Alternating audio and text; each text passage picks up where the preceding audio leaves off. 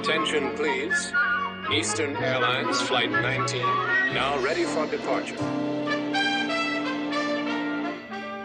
Welcome aboard the Walt Disney World Express Monorail. Now, ladies and gentlemen, we're entering the vacation kingdom of the world. There's enough land here to hold all the ideas and plans we could possibly imagine.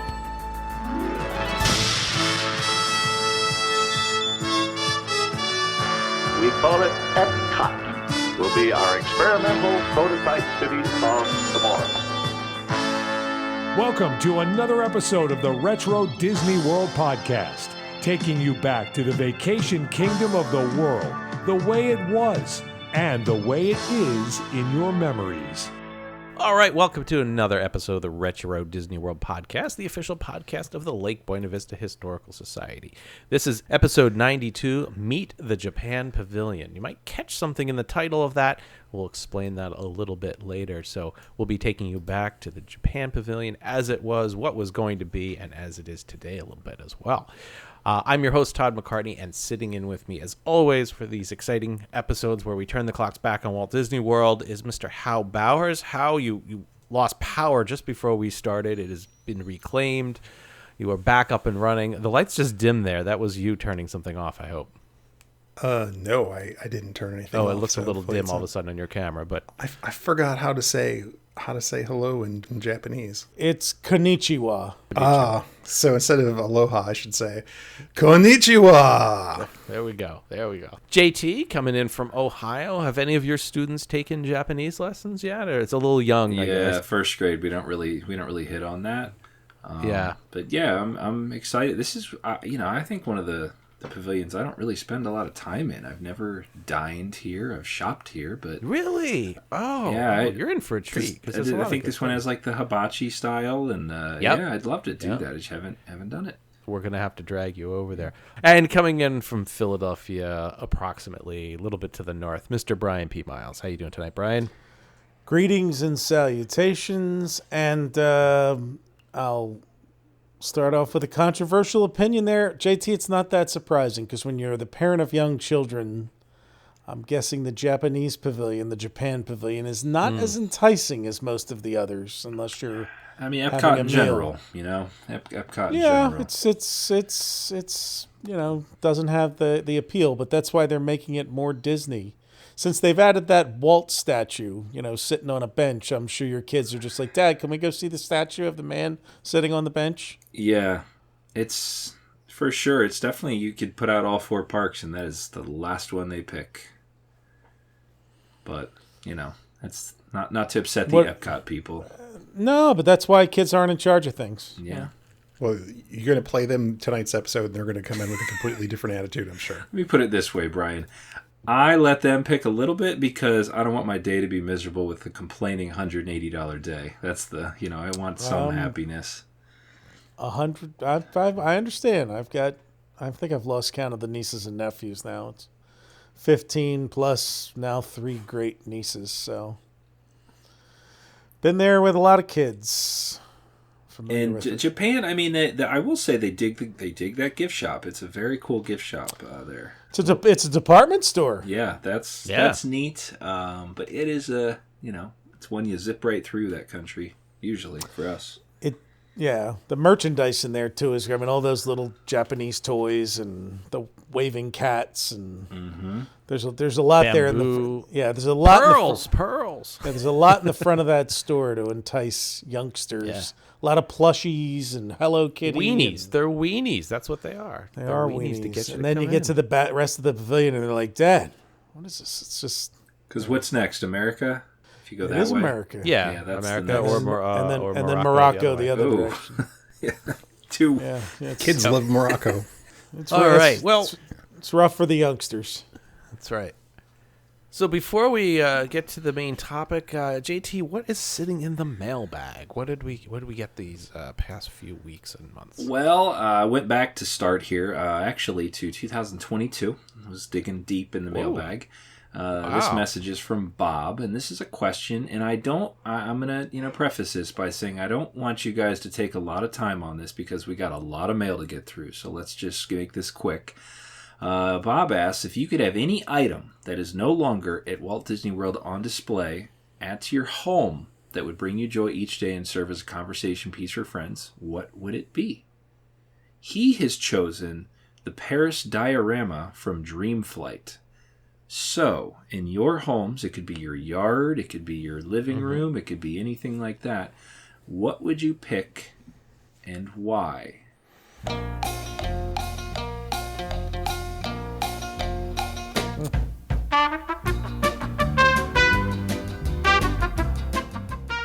Boy, that's a hard one to So pick. this is something that is. See, we can just cut this out. We shoot and shoot. We'll just cut all this out. But I would refresh the question. Is it a souvenir that he wants back, or that we No, take if you could have something any from the piece park? of the park or a drive. Oh, any or piece anything. of the park. But he says that is no longer at Walt Disney World, so it's an no extinct longer. item. Like, Okay. like do you Okay. want the swan boat swan in your backyard? Do you want, I will say, I'll go while you guys think. You don't have to listen. Yeah. I would like, and I'm actually in a Facebook group for this, not that I'm going to do it, but I think it would be super fun to have on a little mini trailer, which they exist, a water mouse or a water sprite. They were actually a boat that was made. Obviously it was a production thing. You could have bought them. They distribute them to Disney and other theme parks, and there's like little cliques of people that own these things, and it's almost like a jet ski sized trailer with a little boat on it. I think that would be super fun to have. You could That's a great You one, could display it, and you could also use it. It'd be you'd be scared to death to crash it because I don't know how parts are available for it, but. That's what I would say if I had to quick think of something that wouldn't just collect dust. I've got two. One, I would like the entrance. What is this? When you're going to the top of Spaceship Earth years ago, they used to have these lights that went overhead and made it look like you were going fast. It was really, really cool. I would like those in my garage to be dark, and every time I pull my car in, I just go through those. Almost like a Tesla tunnel in Vegas, almost. Exactly. Otherwise, the other thing I would certainly take is the nose cone in Delta Dream Flight. Put that in the house and make that the entrance to my office door. So I could, just have half of the airplane there, and now boarding, flight to the office, now boarding, gate 4. I would love that. That would be cool. So, Brian, you're pondering, you're looking up at the sky, you're thinking. I had an answer if it was stuff that was still there. No, you could tell us what that is, if because it was stuff if that we was had, still there, I'd have the false window with the rain from Tiki Room. That's a great one too. Yeah. Or I would have the London from Peter Pan's Flight. Oh, the scene. The London scene below me with the moving cars and all. Yeah. But in terms of things that aren't any there, one thing that comes to mind that I always loved that is not too difficult to is the little village scene where your Norway boat ride would end, where Maelstrom would end, and you'd get off the boat and wait in that little village for the doors to open to go see the movie. And so I'd love my backyard to have a little faux dock with that little village, fishing village that you would exit the boats in. All right. That's great. How about ours? Jeez, there's so many things that closed. I'm trying to I thought that was instantly, my problem. I run through the list in my head. I thought the boom swing for your backyard there, right into the water. Yeah, to be honest, I'm kind of flummoxed. I don't know if I can. I'll tell you what, we'll pass, and if it comes up to you, if money's no object, I would enjoy the entire dinosaur prehistoric scene from the Universe of Energy. Oh, there we go. In a big industrial building in my backyard to just set up some tables and the great thing is Tom Nabby's around. He could actually help do the move out and the move in for you. So he would warehouse coordinate it all for the you. pieces. Yeah, Exactly. one more time. That's right. One more time going out. All right. Well, thanks, Bob. We dug deep on that one for you. I figured I'd find some lost mail. Next up, though, is Jessica. This is a food question, so get ready. Jessica says she has a question for your resident food historian.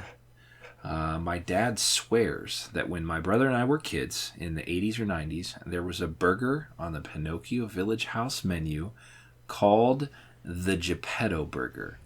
He also went in the 70s, so it could predate our family trips. To this day, he refers to all Disney burgers as Jepetto burgers. I've done a little research and haven't been able to confirm or deny it ever existed. Just wondering if you know if it did exist or if my dad has just come up with the best name for a burger. Thanks so much, and thanks for the amazing podcast. And I was able to confirm from a 1970s cast member post that they were indeed called Jepetto burgers at the Village House in the 70s and at least part of the 80s, and sent Jessica that confirmation. So her dad is not making it up. All right, well there we go, Jessica. It's a done deal. Jepetto burger. It was a fake burger, and if you were good throughout your meal, it turned into a real burger. You just had to sit there, yeah. Okay, next up, this is from Becky. Becky is in Ohio. Hi, Becky. She says, love the show. I just found the show last year and have been listening to the new shows as they come out, also hopping back to older episodes as she gets the chance.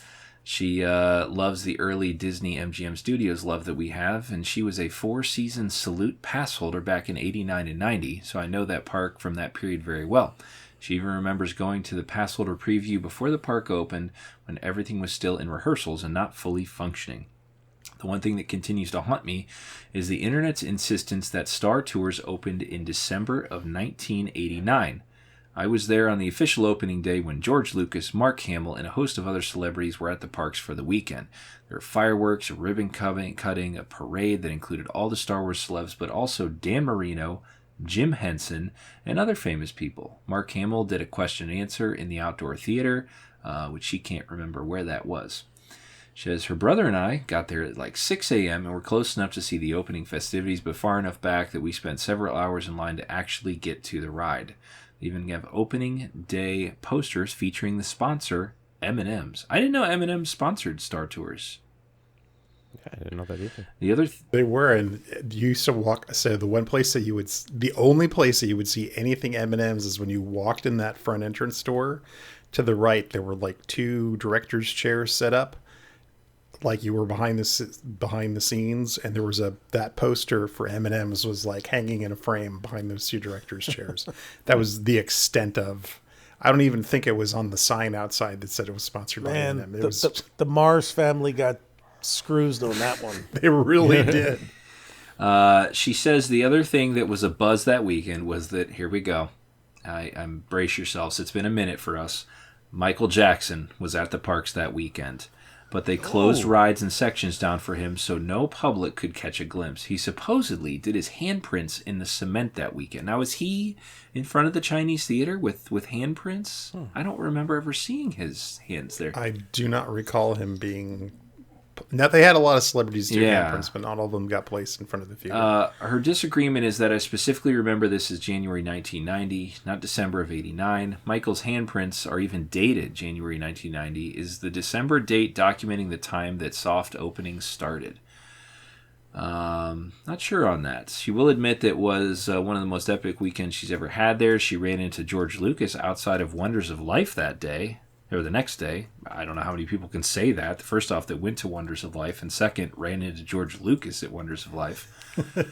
She even has a couple envelopes of pictures from that weekend. We'll have to look for them and see if there's anything that can corroborate memories of that date. I would love to hear. If you want to send those pictures to us, we'll be happy to scan and restore them for you. Would love to hear what we know about that weekend. I personally don't know anything other than what you just told me, so... I really want to hear what that Q&A with Mark Hamill was like after you got past the first question, which is, where you been the last 7 years? What are you doing? 89, and then when was Return of the Jedi? 81? 83. 83. Where were you? 6 years. Yeah, where you been? He did an episode of Amazing Stories. He did, and he did some more horror movies, right? Like, didn't he start to play a lot of goofy horror movie roles? Yeah, I think he just did whatever was fun for him because he had all that Star Wars money. So he was like, I'll just do what I want now. All right. Well, thanks, Becky. If you want to... Well, wait, I have a partial answer. You do? Okay, good. Well, yeah. So, okay. So I remember, so Dave Ensign and I used to go to the parks on a, fairly weekly or every other week basis. And I remember that Star Tours was not supposed to open. You know, I think they had put out the official opening date of January, whatever. And we walked up to the front gates one day, and there was a sandwich board that said, you know, Star Tours is now available for soft openings or something. And we just ran all the way from the front gate to Star Tours. So I think it was it opened before the grand opening. And a lot of times on Disney sites, I do see 2 dates, one for like when it opened and then another day for when it was the grand opening. So it's possible that the date that you see for December, like December 15th, was the opening date versus when they had the grand opening with George Lucas and all the folks. Much like how Disney opened on October 1st, 1971, but the grand opening ceremonies were 3 weeks later with all the ribbon cuttings and dedication and all that. So, I mean, we rode Splash Mountain a month, 2 months maybe before the official grand opening date because it was just done. So yeah, that was pretty common back then. We get that on a lot of our videos. It'll be dated a certain thing for, especially we have a Splash Mountain one, and people are like, "How did it didn't open yet when you guys dated this?" And it's like, nah, people are like, "Oh, it was a cast member preview, or it was something else, or soft opening." Yeah, happened a lot. Oh, and I thought of my answer for the thing that I want. Let me guess. Is it a Brillmaster 7000 or whatever? With somebody to slice tomatoes. Because I could make 3,000 hamburgers an hour for my kids, and that would actually be really good. But think about that. We wouldn't have to hire a catering firm for Retro Magic. It would just be How in the back, Right. So. We'd just pull a truck outside with the Broilmaster in it. Just turn it on. Let me go. Let me get to work. And I don't know why I didn't think of this earlier, but I if I could have anything, and I've wanted one of these for a long time, and I see them come up for auction for time to time. I really want one of those little red devils from Mr. Toad's Wild Ride. Oh yeah, yeah. That there were about 6 or 7 of them, or I don't know, maybe a dozen of them in hell, and they have shown up intermittently at auctions, probably from the time of the ride's closing until even this year. So. I occasionally see pictures of them in people's offices and Imagineering, and so that would be what I would take if I could take anything, because that's just a cool piece, and I love that ride. So Todd can 3D print you one. There we go. Yeah. All right. Thanks, Becky. Appreciate that question. Like I said, we'd love to see those photos. If you want to send them our way, just reach out and we'll get them going. Okay, 2 more, and these both relate to the last episode. This one is from Wilson, and Wilson says he wanted to talk about the Segway tour at EPCOT. Wilson says they did it twice, and it was really a lot of fun. You'd start in Communicore with quick lessons on riding the Segway, and while they're pretty intuitive, he distinctly remembers people struggling to stop and crashing into the walls and retaining bars. That'd be great. Once that was completed, you would go over to Journey into Imagination and venture out into World Showcase. We always booked the pre-park opening tour. It was kind of cool to see them repainting or replanting, painting, and cleaning before guests came in. I'm not sure the maintenance people always appreciated having to move hoses or dodge people on segways, but for us it was a blast. As you went around World Showcase, the guide would give you little facts about each pavilion, and we'd stop for a picture break in Italy before finishing the rest of the tour. Sometime before the first and the second time we did the tour, Disney updated the Segway versions. The original had the base, move your feet around. It was a little painful, essentially standing in the same spot. The second gen had a divider to keep your feet apart, so they changed Segways. While at the picture break, we were riding around, decided to shift my feet while I was turning on the Segway, and decided also needed to autocorrect for the weight shift and launch me off the Segway. As I was falling, my mind registered that I had our new digital camera in his fanny pack, so I twisted in midair, mind you, to keep from landing on that, and managed to land flat on my back and tested the sturdiness of the helmet. Finished the tour, and that was our last go around the Segways, but they were lots of fun. Very cool. Well, that's fun, Wilson. I was reading that, and I thought we were going to run over Michael Jackson's foot, like our one guest that time.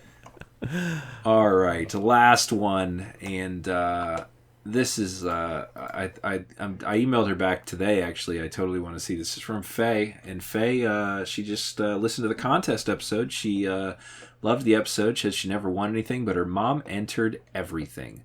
She says she was a consistent winner in the local coloring contest circuit, though. But the thing she did want to reach out about was in the 80s or 90s, she got her picture taken with E.T. at the local mall around 1983.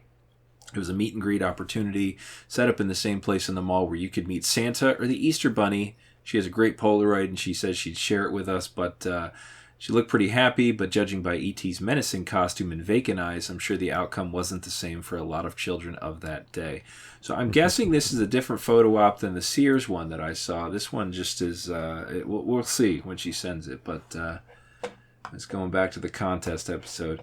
All right, so that's going to do it for this mailbag session. If you have anything you would like to let us know, stories, pictures, questions, write us, podcast at RetroWDW.com. We try to read and reply to all of them, but if we haven't got to you, apologies, and there's a chance your message could end up on a future episode.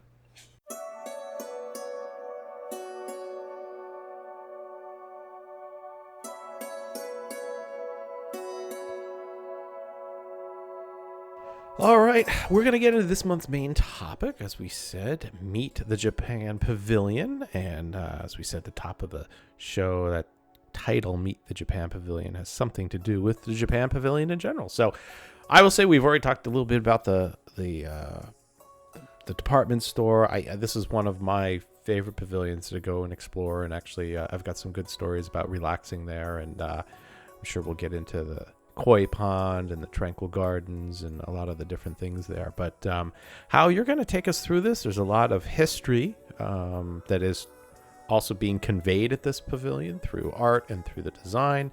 But there's a lot of history in how this pavilion came to be, what was going to be there, what didn't go there, and some changes over the years. And yes, they cook on the table there, the Benihana style cooking. So we've got to mention that. And the clip that I always think of when you think about that, is the one with there's like a purple wall and the chef is there cooking. They've used that clip like 100,000 times before.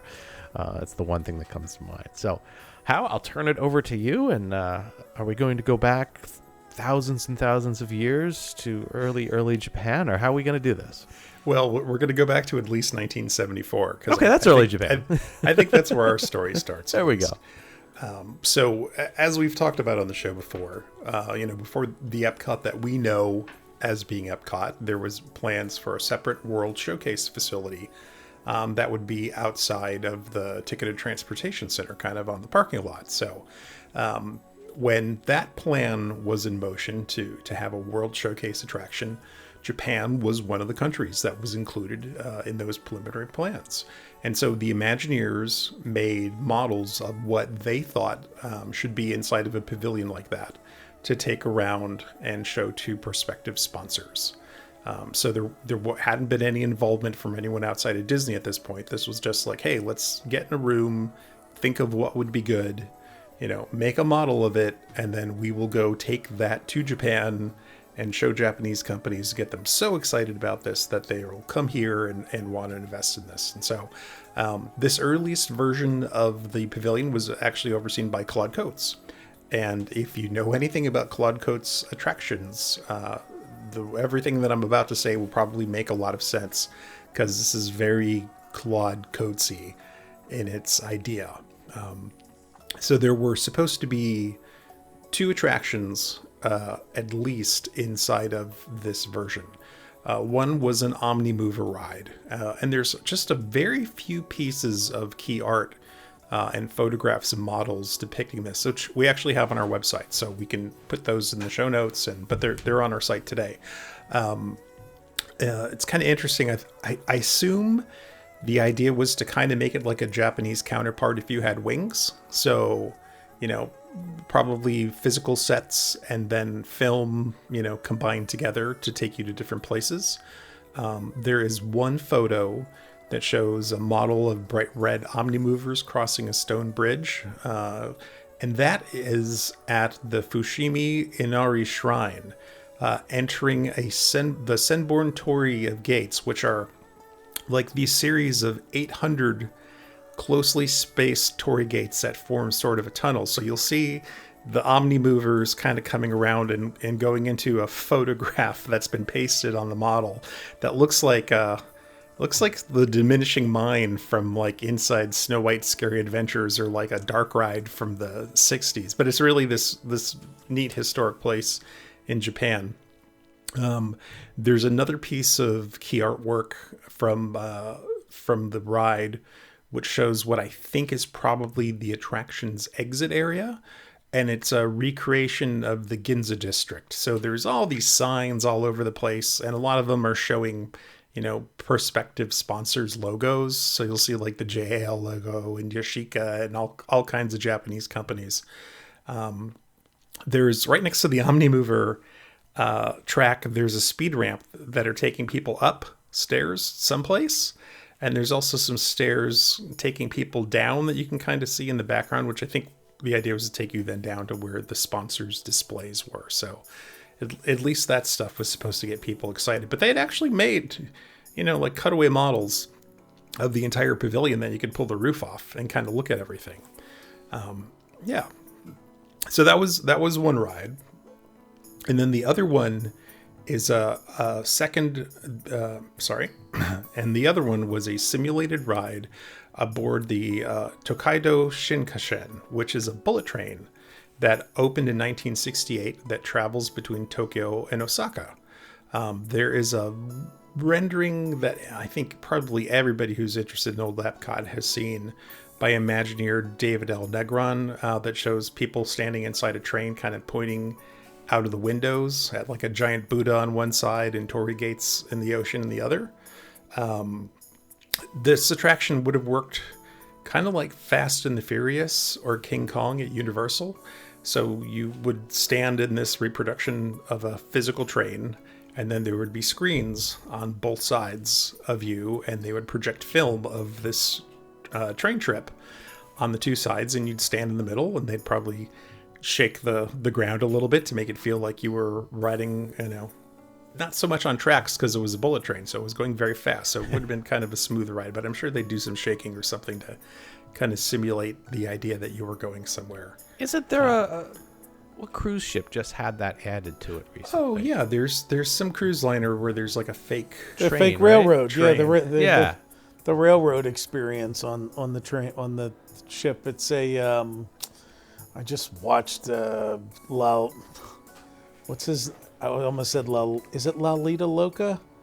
He's a YouTuber guy that does cruises, and he was just on. Okay. He actually, I think it was a Royal Caribbean ship, but he actually did it. Like he went on there, and, like shared the experience of what it was like to go on the fake train on a cruise ship and have your dinner served to you and old time. And there was he did like skip a bunch because it's like, I don't want to ruin the experience, because of course there's like actors who come on and spice it up for you.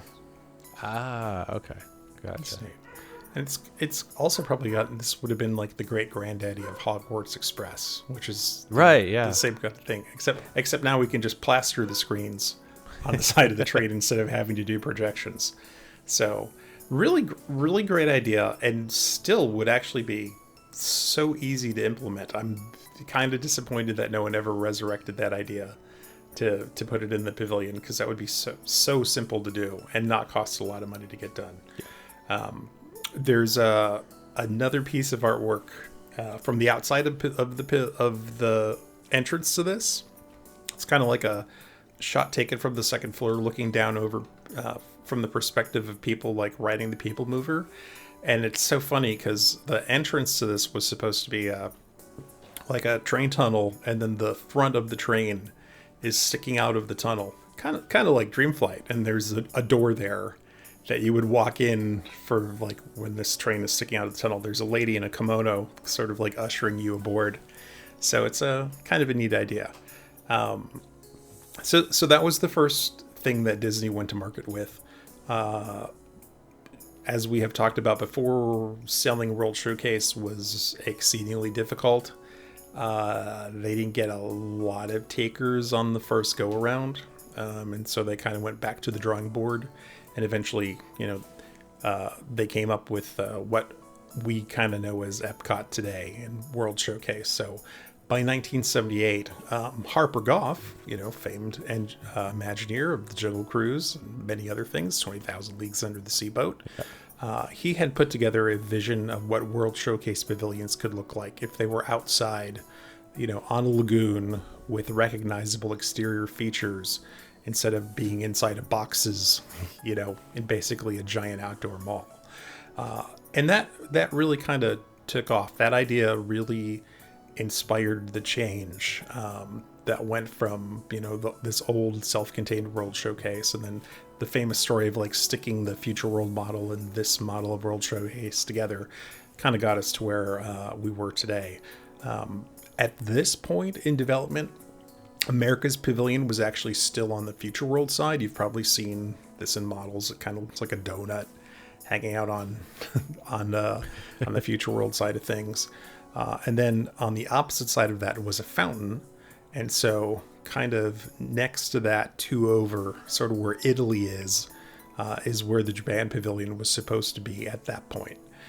And there's a press release that Disney put out at the time that describes the Japan Pavilion as such.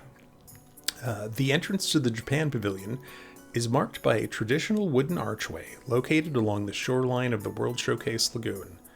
Guests will walk past a ceremonial temple bell and an ornately decorated pagoda before arriving at the pre-show area for a carousel feeder show entitled The Winds of Change.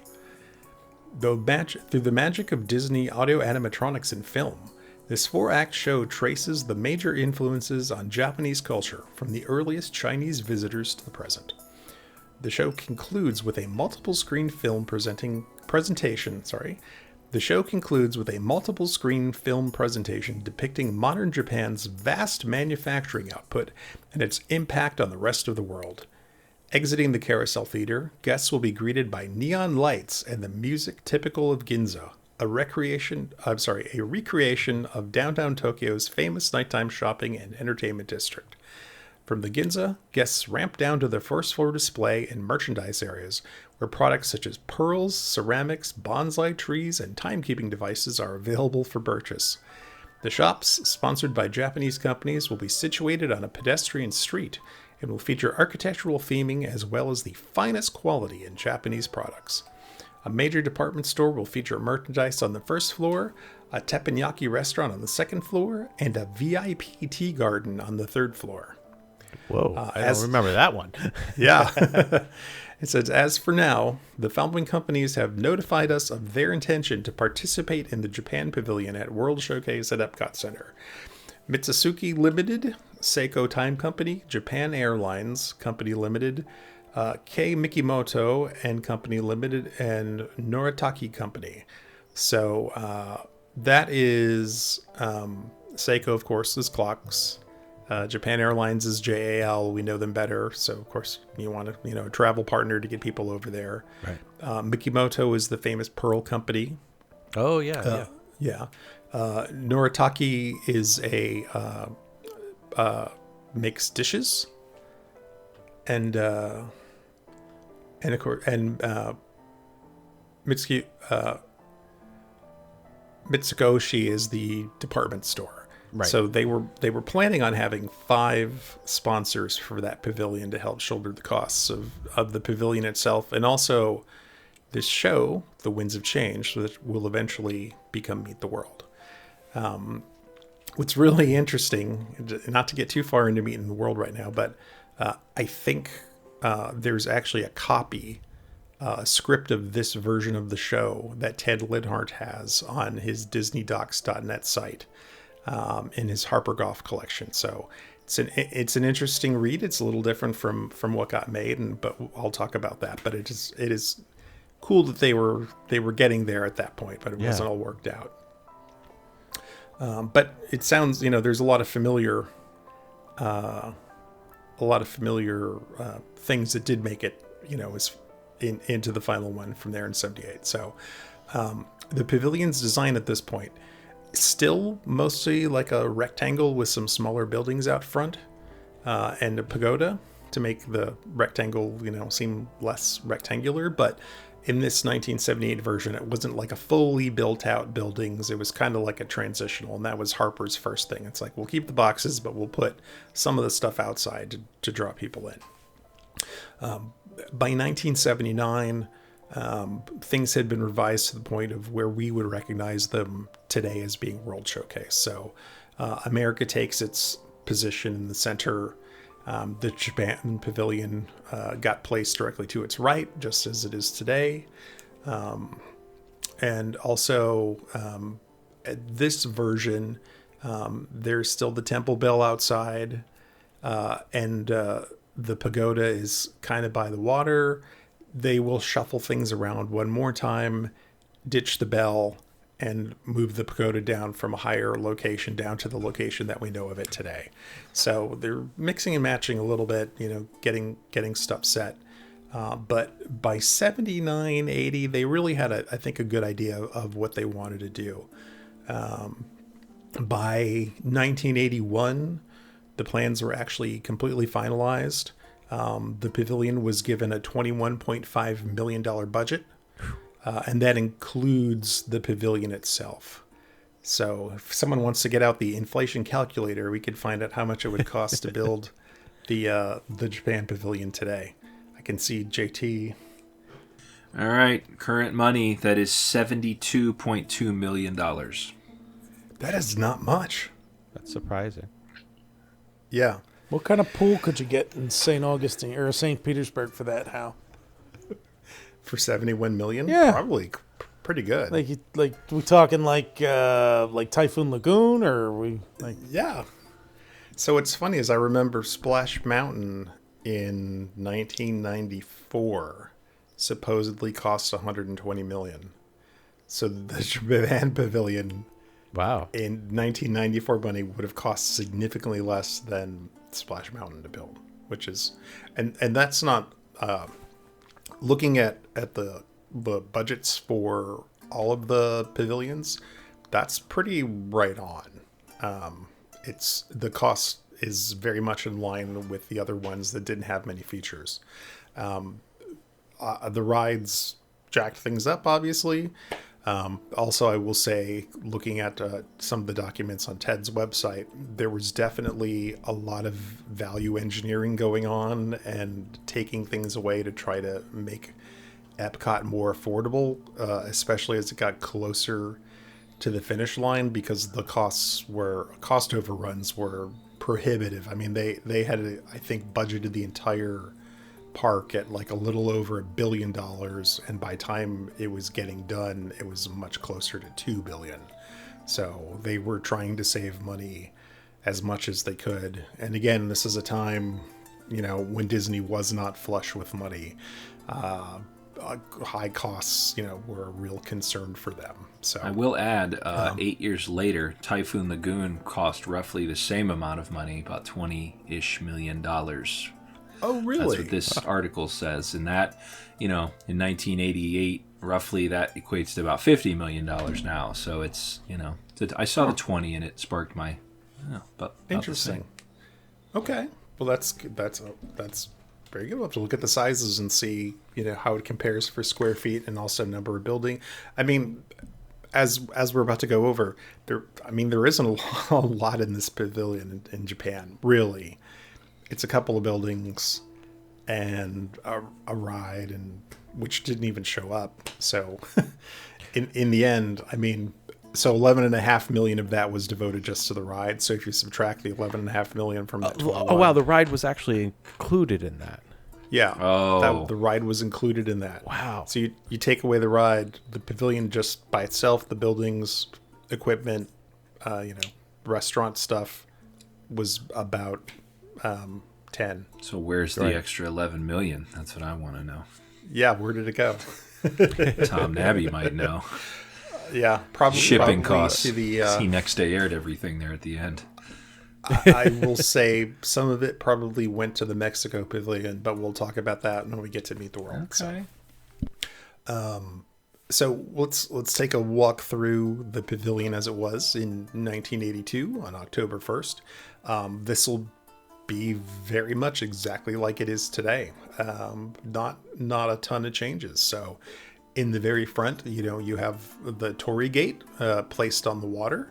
Torii is a Japanese word that means gate of honor. That's the big red thing with the barnacles that looks like a big wooden, cross brace sitting out in the middle of the World Showcase. It's interesting. There's a couple of good pictures in like the James Beard book. I mean, to me, if you look at that thing, it looks like it's wood and covered in barnacles, and it's fake. It's made out of, fiberglass and whatnot, right? Iron and fiberglass, and all that stuff is molded to look like wood and look like barnacles. So did an amazing job on that, not only in sculpture, but in paint and stuff. So it's beautiful. I mean, it sits in World Showcase Lagoon today, and it's absolutely gorgeous. The original one is in Itsuka. Blah. It's modeled after one that stands in the Itsukushima Shrine in the waters of Hiroshima Bay, and it's considered to be one of the most beautiful of the tories on the inland seas. Tories were originally conceived as being perches for roosters, and the idea is that the roosters would get up on them and welcome the sun in the morning. Eventually, over time, they kind of got bigger and bigger, and they eventually ended up being a feature of like most of the shrines that are throughout Japan. So I guess probably the shrines had their own roosters, and the roosters would go hang out on them. And I don't know if they had a more rooster situation, or it just became like, hey, that looks good, let's make that bigger. We got to have our Torii bigger than the other guy's Torii, so our shrine is better. But yeah, so you'll see those all throughout Japan. On the other side of the promenade is the five-story pagoda, the Goju no Tu.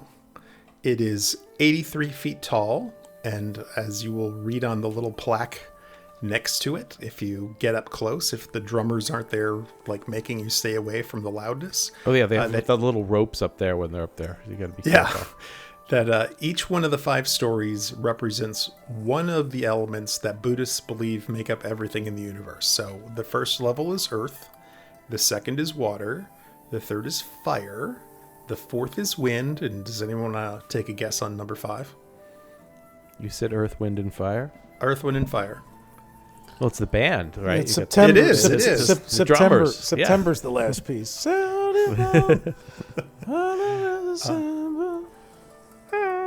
It's sky. Sky is the fifth element. Gotcha. I thought the fifth element was love, but it turns out it's sky. I thought the fifth element was a Bruce Willis movie. It was. So the one at EPCOT is actually modeled after the pagoda at the Horyuji Temple in Nara, which was built in the 8th century. Now, here's something kind of interesting. It's like the pagoda was actually a Chinese invention that the Japanese adopted.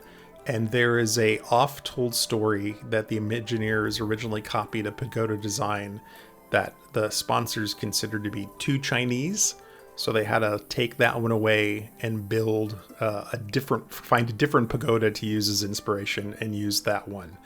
And it's true. If you look at the early models, it is a completely different pagoda than the one that's there now. So don't forget, you should know your pagodas.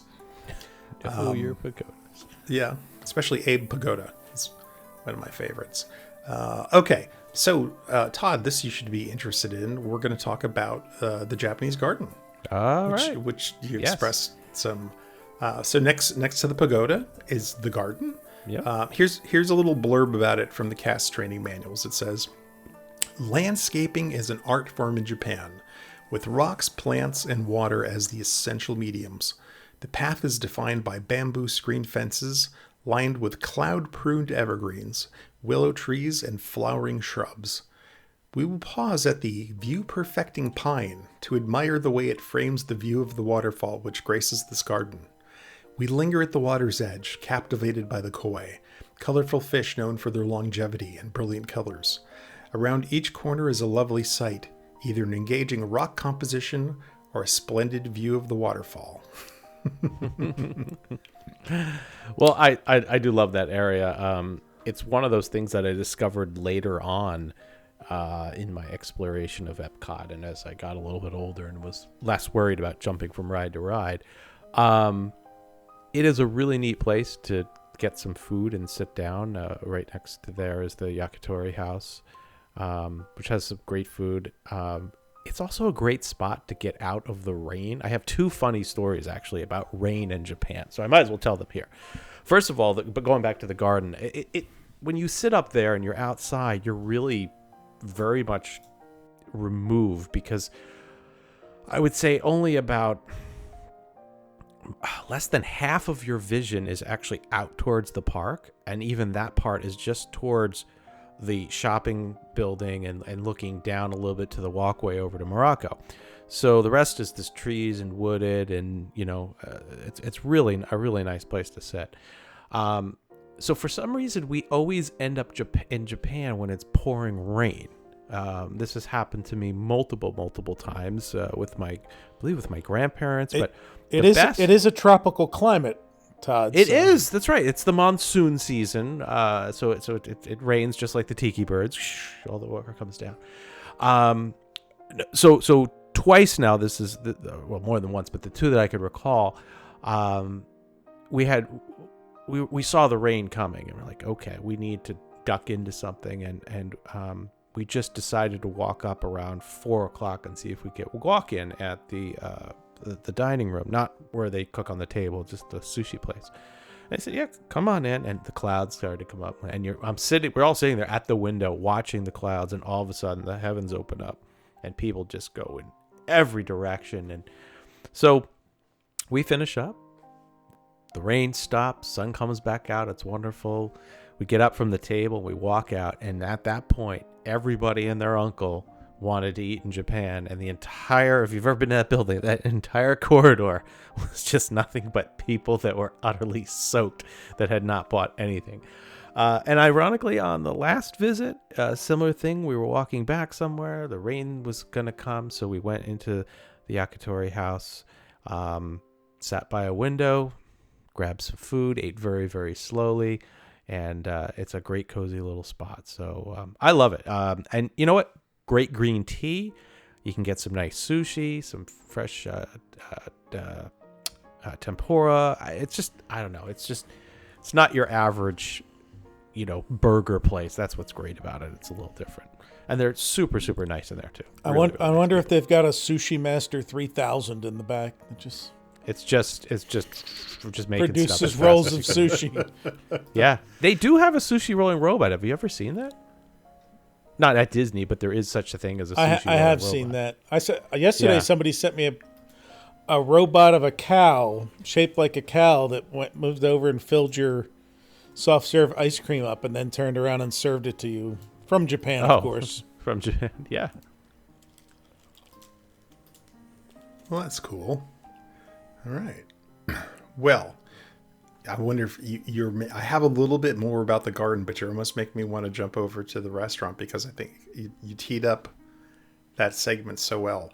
I will shorten it and just say this. So the rocks there. So rocks are essential elements of the gardens in Japan, right? Yep. Like that's part of the whole deal. There's a couple of things like being asymmetrical and using odd number arrangements. That's like huge. But rocks are a very vital part of Japanese gardens. Oddly enough, the rocks there did not come from Japan. They had horticulture experts go to Georgia and North Carolina to find rocks for the Japanese garden. I guess they didn't want to ship the rocks over, and maybe the rocks. So if you're looking for a Japanese styled rock for your garden, just stop into Georgia and North Carolina and pick yourself up one. And you'll get some good rocks. That's it. Yeah, get some good rocks.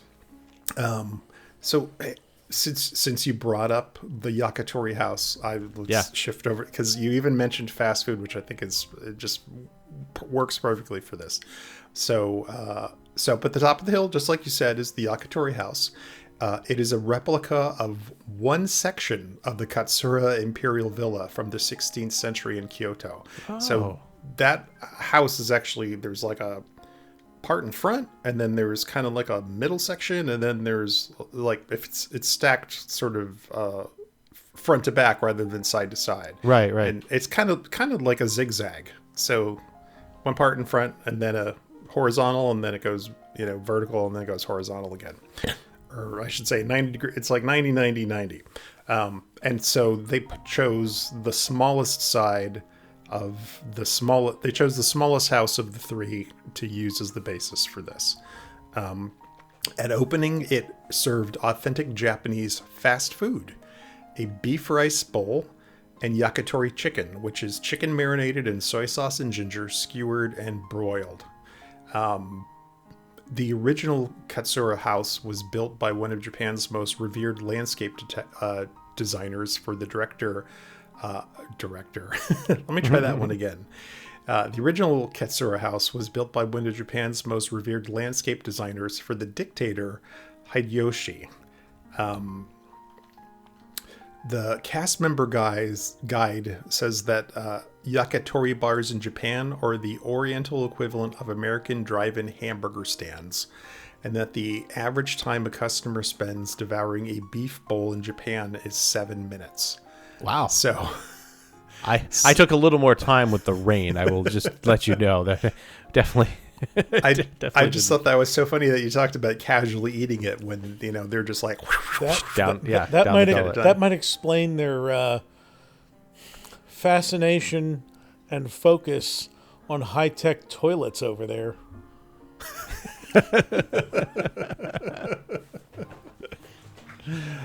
That's funny. You can't wolf that down in 7 minutes.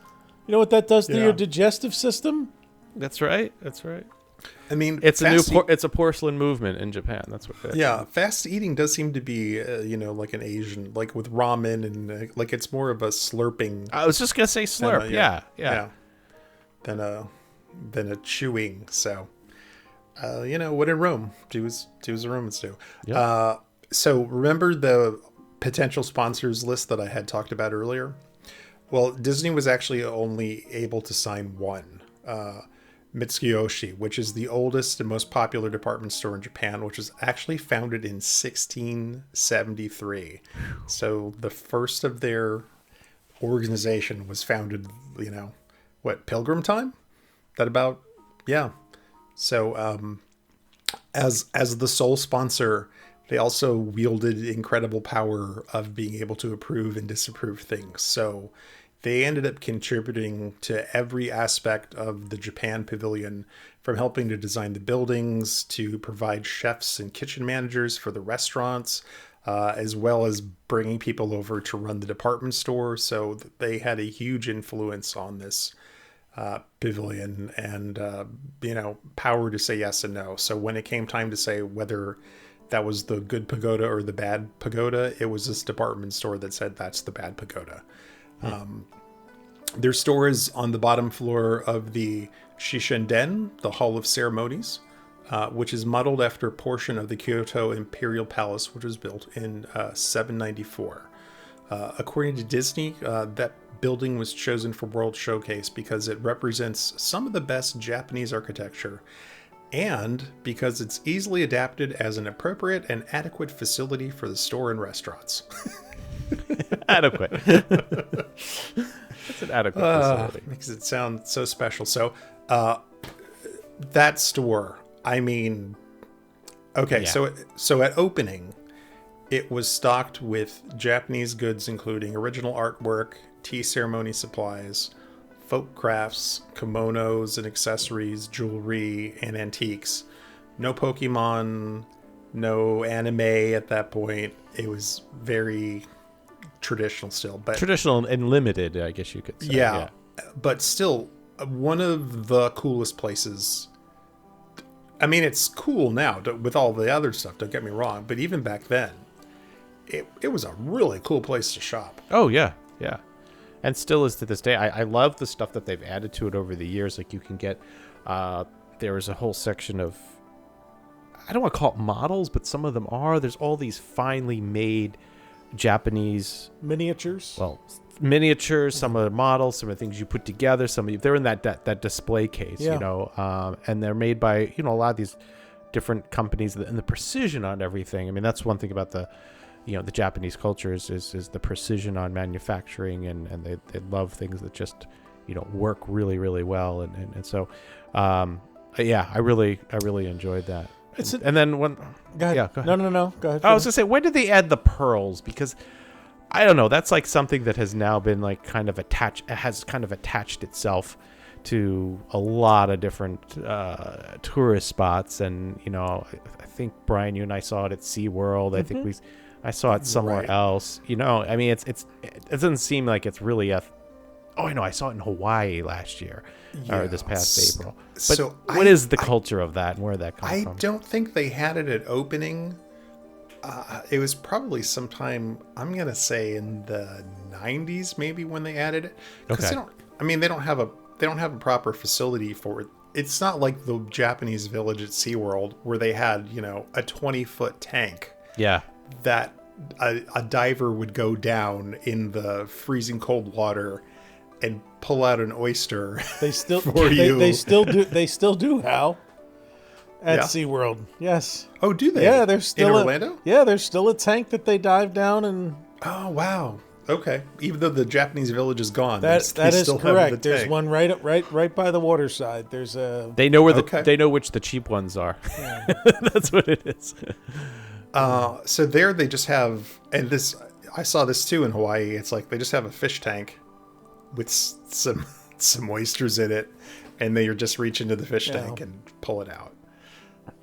I think an interesting dichotomy is that they had all these fine goods from Japan, housewares and jewelry and fine clothing and different knickknacks and things, very on point with the type of stuff that was at Centurium and other places in EPCOT at the time.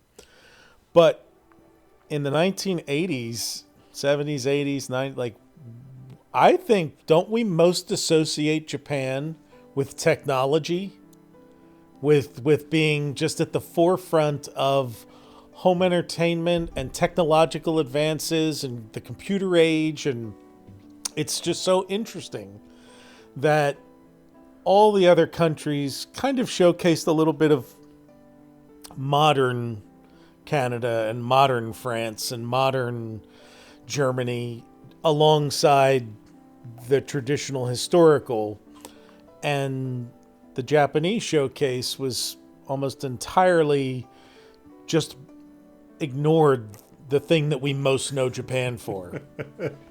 I wonder if that's indicative of the difficulty of them importing goods as a department store. Yeah. Maybe there's something in the structure of things where, maybe they didn't carry that kind of merchandise in Japan, or maybe it was too difficult to import, and so they didn't. Yeah. And to an extent, that was probably the product that was in Centurium that you could also buy. Yeah.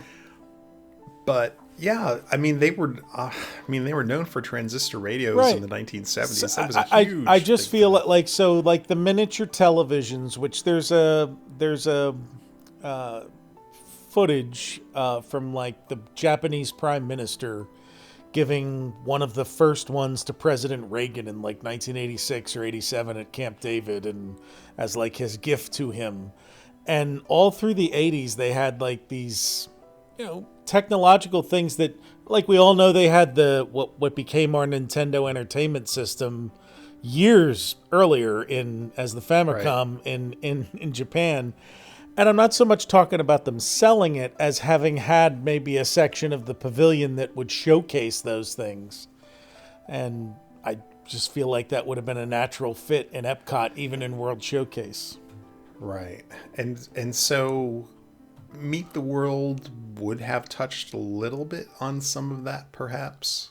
And so we can talk about maybe where that would have been. But you're right, there isn't really a display space for that type of thing, the way that it was set up at that point. Good point. JT, you you did say that was the one place that you've gone into. You've done some shopping there. Yeah. So if I always enter through the part that sticks out the farthest. So it's got currently lots of Nintendo goods and toys and that, and then we always end up in the back where the food is, and the food I think is where we've bought the most, because you without going to the restaurant there, I mean, there's obviously like a food and wine stand, and there's the sushi spot and that, but it's like, I don't know, to me, I'm all about the weird candies and drinks. And I was gonna say, did you get the Pocky and the snacks? Oh yeah, there's so much stuff back there. I mean, I've even brought back the little crunchy crabs, that are in the bag, the clear bag, and there's those ones that. What about the soda with the marble in the top? Yeah, too, that's right? a weird. Yeah, I get it. It's It's cleverly engineered, but it's such an odd way to consume your drink. Like, smash the marble and. But you won't choke. You'll be fine. Yeah, well, it's got those two little eyeballs on it that hold it as you tip it back. Exactly. But yeah, it's fun. It's one of the ones where it's like, take all the other gift shops. England, UK is close, I think, with the length of gift shops, but it's one where you can spend some considerable time in that shop. And what's the next part? That showcase area where they have different exhibits and stuff. That's I've always felt that's hit or miss. You always go in there, and sometimes it wows you, and sometimes it doesn't, or it's been the same for a number of years. Well, we'll go over all of those in detail. Okay. For you, and you can tell me which one was your favorite. Okay. For the shops, I remember. I think the first expansion is they added like a bookstore. To it, which I really used to, when I was in college, studying graphic design. It's like they got some really cool books, so I always enjoyed seeing sort of the designy things that they had there, and a bunch of travel books and the whatnot. I remember I always try to get chopsticks there, like the washable, reusable kind, because they're really cool. And I have bought some like sushi plate and chopstick sets for myself. Yeah, because the ceramics are gorgeous. They have just really nice stuff. And of course, I always like to get Lucky Cats. They have the different colored ones now, like the little tiny ones. And it's so funny because there's like the little piece of paper that they give you with them. It kind of insinuates that they have a lifespan, like you're only supposed to keep them for 2 years or something, and then pass them on to somebody else. What? Otherwise, the luck runs out. Yeah, and so what a great way to get you to come back to buy another one, like after it expires. But you give away the other ones to other people, and they have different colored ones. Like the red one is for one thing. I've never gotten one of the giant ones with the paw up, or especially the kinds that move. But I think that would be pretty cool to have one of those. But yeah, great store. I've bought also the socks with the 5-toe things in them. It's we'll call it our socks. The typical socks. There's no toe slots in them, and they have like a whole rack of socks that each like almost like gloves for your feet, like your toes fit into. I've bought those for people just as like a fun souvenir that's easy to throw in the bag. It is a great place to gift buy if you just want to find a bunch of random neat stuff to give people. I would do Christmas shopping there for like friends and family. Just go in and find neat random stuff that people might like. The thing with World Showcase shops I've found is, the typical response I get when people think you go to Disney so much is you're always buying Mickey stuff. You're always buying Minnie, whatever. Whereas when you go in there, I always like to get something like that, and people are like, "Where'd you get this for me?" You're like, "Actually, at Disney World, I got it at here because they have this whole area and that, and it's it's different. It's not just the typical souvenir from the resort or something." It's also one of the few where the authentic merchandise, not the like Canada branded Disney merchandise. But where the authentic merchandise to the country of the pavilion, there's a lot of affordable little things in there. A ton of them, $10, $20 items or less. Whereas you walk into the Italy shops and it's like, would you like a $700 bag or a $500 bottle of cologne? Yeah. Same thing in France, same thing in Germany. Norway is like, every time I walk through those shops, there's like nothing in there for under like $150. Right. Like everything in Norway. Would you like to buy a beautiful sweater that the price will give you a heart attack? Yeah. In this 97-degree Florida heat, aren't you thinking about January back home? Come on. Here's your Helly Hansen jacket for the North Sea that you might go to. Here's a bottle of cologne, and the cologne maker will sign it right over there.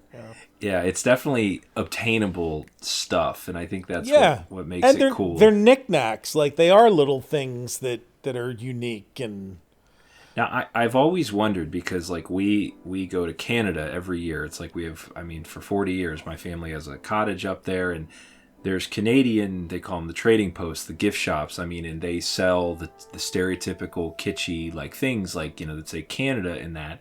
And believe it or not, the Canada gift shop in EPCOT sometimes has the same stuff. And you're like, I just saw this, up north. Always wondering, like, when you go through Japan, what's actually made for our consumption and what's actually something that they sell. Oh, this is really a thing in Japan. Or, how like fortune cookies are Americanized. Like, I always sit there and go like, is this actually real or not?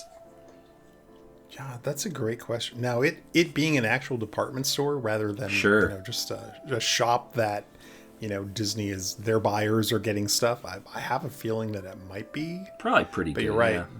There's always a chance that at this point, they have been doing this for long enough that they know their audience, which is why I think they probably brought in a lot of the, the anime and the Pokemon, and because Americans want that. So, yeah, I remember, I think the last time we were there, I got my son a Dragon Ball t-shirt that I hadn't seen anywhere else, but they also had a Japanese Sony PlayStation shirt. So that was a cool thing. And that's the stuff people want. It's like the stuff that's like unique, and you can't.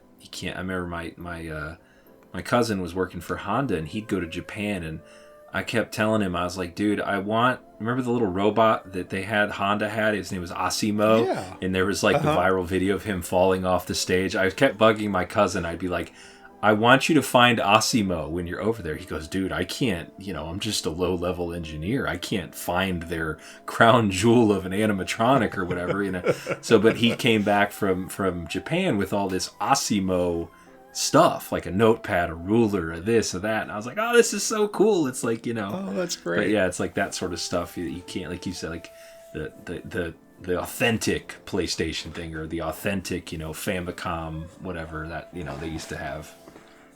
Yeah. And looking here, I think it's the only Mitsukoshi department store outside of Japan, from what I can tell. And what are they doing to keep that tie there? I'm amazed Disney's kept it going so long.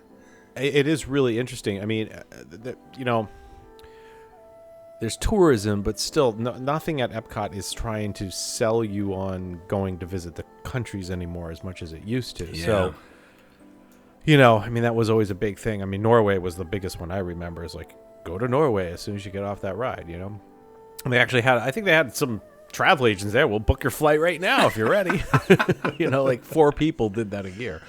But I don't know. I don't know. It's such a unique store, and like you guys said, you come home with stuff that you can't find anywhere else, or you at least get some ideas. Yeah, exactly. So who's hungry? Let's go upstairs and get some food. Let's do it. I think I've eaten in all of them. All right, teach me this like I've never been there, because I haven't. If I go up those stairs, that there's only one restaurant up there, right? No, that's not the case. There's more than one. Okay, all right. And especially not back then. So okay. So I'll handle the what it was like back then, and Todd, I'm going to rely on you to do the what it's like now. Okay, sure. Because I've never eaten at any point in any of these restaurants. Okay. And so I know there was a big changeover, so I'll rely on you to express what those latest changes have been. So you had 2 choices of cuisine upstairs: tempura or teppanyaki. And the first thing that you would do is the upstairs was kind of divided into 4 sections. So there's kind of like an entrance parlor where you wait to get seated. And then there is a lounge called the Matsunoma, which means pine tree lounge. And that was located in the front of the building, facing World Showcase Lagoon. So the windows that face out against the lagoon, that was a lounge that you could just order drinks and hang out in, either waiting for your table or to just hang out and do that. If you wanted to eat tempura, then you would get seated at tempura kiku, which means chrysanthemum tempura. And tempura is basically a shellfish or vegetable, or so I suppose probably chicken if you were, not excited about full Japanese stuff, dipped in batter and then quick fried in front of you, and then given to you like the moment that the batter is crisp. So it's getting made fresh in front of you, but it's basically everything's fried. And it's wicked tasty, and you dunk it in this very, very light sweet soy sauce. If you have not had real tempura, it's worth it. It's really, really, really good. See, now that actually sounds super appealing. And I'm disappointed. I don't think I've even done that like in a restaurant, because there's Japanese restaurants. I gotta take you guys out for some Japanese food. I swear. Yeah, I like one of those like how things have changed over the years. In 1982, other than maybe a Benihana at one of the hotels at Hotel Boulevard, Plaza Boulevard, there might have been one Japanese steakhouse. In 82, I don't know if there was. I know by 86 there was, because I remember I went to one on my like prom night.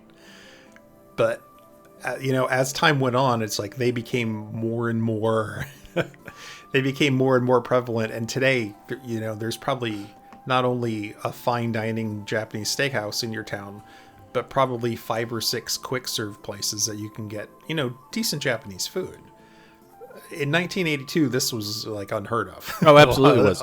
I mean, Chinese restaurants now are featuring Thai and Japanese. You're going to more of an Asian blend now, a melting pot. But you're right, it was unique for its time, Hal. And so talk about the third area, and then I'll kind of chime in what it's like, and I got some stories too. So. Okay, so the nicest way to dine was at Teppanyaki Dining, and that's like the Benihaha. That's where they have the grill in front of you, and they're making the stuff and doing the show basically. There were 5 rooms in there, and each one of them was divided by shoji, which are the sliding screens. And they each one of these rooms served parties of 8 at a table. So the names of the rooms corresponded to the images on the screens. So there was the Soru room, which was the crane, the Yanagi room, which was the willow, the Ayami, which is the iris flower, the Umi, which was the sea, and the Take, which was the bamboo. So with that setup, Todd, I will let you tell us about your experiences. Okay, so my experience there was I never ate there when the lounge was all by itself. It was after it had been reduced down to 2 establishments. I went to Teppanyaki. It was back in the 80s, so it probably was the original name, because now it's called Teppanyaki, which is the one where they cook in front of you, Benihana style. Very good. I mean, it is along the lines of any other Japanese style restaurant that you have. Like you said, back then it was unique because the shoguns and the Benihanas were just, you had to drive somewhere generally. You didn't have one in your backyard, as you said. So it was a unique dining experience that you didn't get anywhere else, or it was very rare. So it had an attraction. What's funny is I noticed that, as though now, like you said, I've got one 10 minutes from here where I can go have that experience. It's always packed. People love it because it's a dinner. It's a little bit of a show, and you get plenty of food. And by the way, if you've never been to one, you don't like sitting next to people you don't know, go with 8 people, because they'll sit you at an entire table. If it's just you or just 2, you're sitting with other people most of the time. Right. I do remember getting my grandfather ate with us once with my grandmother on a trip. He was a true meat and potatoes man. So as these, he would always order the steak, but he did not have a refined palate for the gingers and different things. So he wanted the onions, he wanted the shrimp, he wanted the vegetables. But you gave him I love the Japanese dressing or whatever that is. It's some sort of ginger orange or whatever. Yeah, it's delicious, and I remember we have it on video of him like he just couldn't take it for his palate. The time I spoke of before, where it was pouring rain and we were looking down, everybody came in drenched, was where we ate in. It's now called shikisai or sushi izakaya. That is now kind of a blend of the other two. While it's not a lounge, you can get your sushi, your regular rolls, and nigiri. They also have, chef special rolls. The prices are definitely... it's funny because for some you're like, oh, that's reasonable. And other things you're like, no, that's just, way overpriced. But how they do have tempura there as well. You can also get some things from the grill. You can get some kushi, you can get some rice and noodles. They have Sapporo on draft if you're interested in that. Kirin as well. So sake, and different. They also have some Japanese whiskeys, which is really neat. So they just like underneath where they've stayed true to some of the foods, they've certainly stayed true to sorry, scratch that. As down below, they've stayed true to traditional gifts and things like that that you really can't get anywhere else. A lot of the food upstairs is still as it was and is still more traditional to Japan. It's funny, the Chinese food movement and the Polynesian food movement, back in the post-war era, 50s and 60s, bought us food that wasn't really Chinese food, but we call it Chinese food. Right. And a lot of what we eat as Japanese food, well, I'm sure it's been modified, but, and, the California roll, for instance, a lot of avocado. But sushi, you really can't change sushi very much. It's raw fish on rice, right? So... particularly sashimi, right? Exactly. It's what it is. Yeah. It's just fish. But I'm always curious, like, you see noodle bowls, but is the udon changed for the American palate? I don't think there's restaurants in Japan where they're cooking on the table. But correct me if I'm wrong. I haven't been to Japan yet. I'm not a travel expert in it. But I just wonder how much of it, irregardless of EPCOT, has been Americanized for the palate and for for show. You don't think they do choo-choo trains in Japan with onion stacks of onions? Yeah, onion volcanoes, and they're flipping the shrimp into hats and mouths, and I wonder how many people accidentally choke there as they flip the shrimp. That's going to be the next lawsuit. I always hear stories about I think a friend of mine told a story. Their kid was maybe 6 or 7, and having a great time at one of those restaurants, just loved it. And the chef would do the thing where they flip the shrimp into his mouth, and he caught it every time, and he was like, give me another one, and they just kept throwing shrimp at him, and finally 5 or 6 minutes into it, he just stopped and just regurgitated all over, and it started frying on the fryer. I think that scene, I hope nobody's eating shrimp. That scene was in Stand By Me, but it was blueberry pie. It was the pies. Oh man! All right, well, I can't say that happened there, but we'll have to go up there. I'm going to take you and JT and Brian up there. We'll have a nice Japanese dinner. I do have an answer for you, by the way. Okay, what do you got? Historically, the first restaurant to implement hibachi cooking on record opened in 1945 in Japan. The intention of these restaurants was not simply to serve food, but instead to entertain their guests with food preparation and impressive diversion. Strategies for entertaining guests included demonstrating knife skills, juggling ingredients and condiments, and even performing tricks with the flames emitted by the hot grill. This methodology of cooking as entertainment eventually became idealized not by native Japanese citizens, but instead by tourists and those enamored by exotic traditions of Japanese culture. Eventually, in the latter half of the 20th century, hibachi-style cooking was implemented in the United States with high success rates and accolades. So, I wonder if it's still a thing then over there. I mean, true Yakatori houses, when you go there, is they have the wood charcoal going. Have you ever seen that on TV? Where a Yakitori, like a true Yakitori house? I have not. Yeah. So they have this griddle. You kind of sit at a bar, and there's a I don't want to call it a griddle. It's a grill going. They generally use some sort of special wood charcoal, and you order all different types of meats or vegetables on little sticks, and it can be, chicken hearts and chicken livers, or chicken or thigh meat, or fish or beef or whatever else, and you order these little, yakitori. It's little kebabs or little skewers of meat and stuff, and the smoke, all the grease goes down, hits those hot coals, and the smoke comes up and flavors everything. So it's funny somewhere, and I'm not sure if it's digital clutter, whether it's on my work computer or in my phone or somewhere, I have a saved postcard that John Lennon sent to Paul McCartney, or it was a note recommending a restaurant in Tokyo. And it was John's write-up on, the restaurant and recommending it. And it's still there.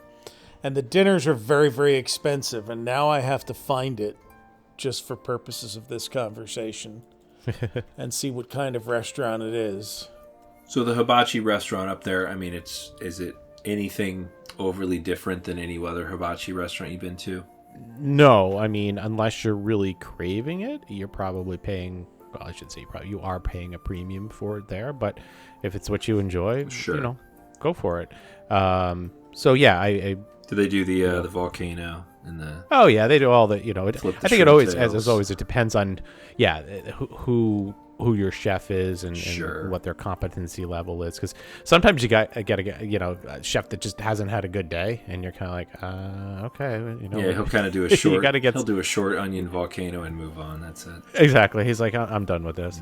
And then I always find too that the knife skills are very impressive, but they're always different. You always can know who's in training and who's slow and who's fast. I remember as a kid going to some, and who's got the Nakiri knife or who doesn't. Yeah, you got it. I think he would know, JT. I think he would know which one's better. For those who have visited the travel desk in the Japan Pavilion and decided to book a trip, this is Where a letter. Was it? This is a letter, September 16th, 1978, from John Lennon to Paul McCartney, from the Hotel Okura, Okura, in Tokyo. And it says, "Dear Paul, if you would like the best Western food done a la Japanese, do go to Ogawaken, Ogawaken. Ask the hotel for the address. Tell them we sent you. They know Ono better, of course. They even call me Mr. Ono," which is funny.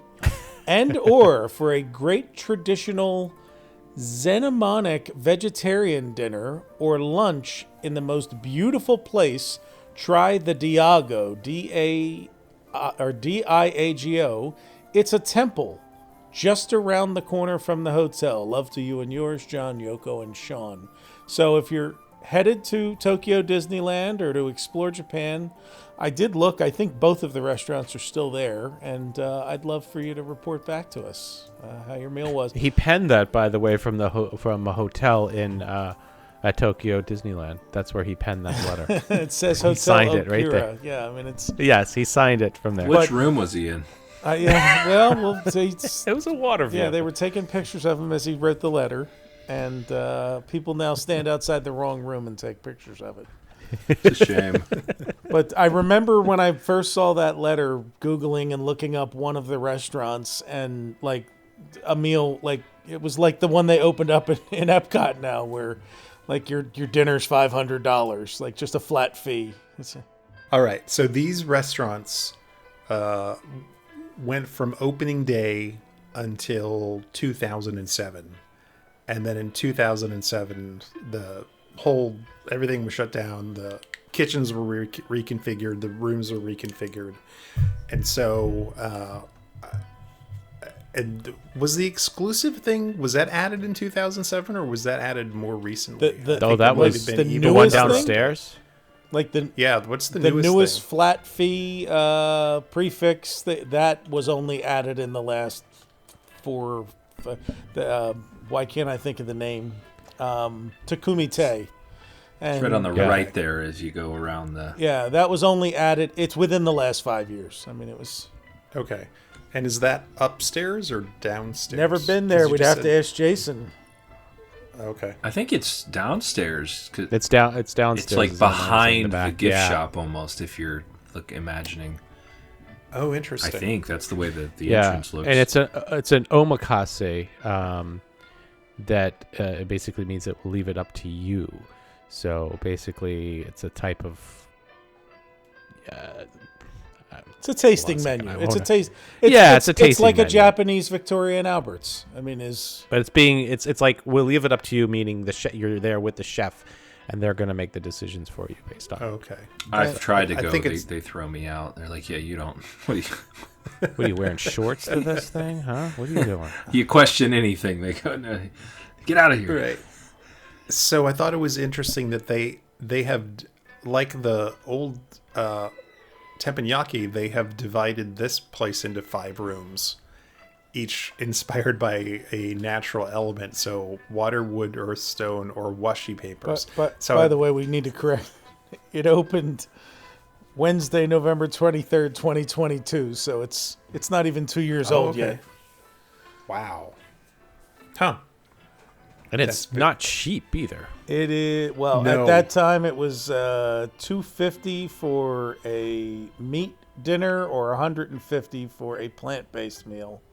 Flat. It's probably increased since then. I'm checking now. I'm on the page, so you'll be happy to know that the omnivorous course is stayed at $250.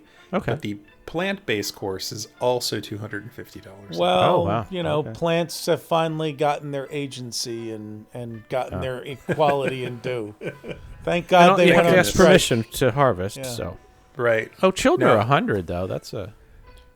Now, if you want to book a special room there, you can go to the water room. That's going to cost you an extra $100 per party. Well, if we're going there, we're eating But you get there. your own waiter. Yeah. Do you get your own water?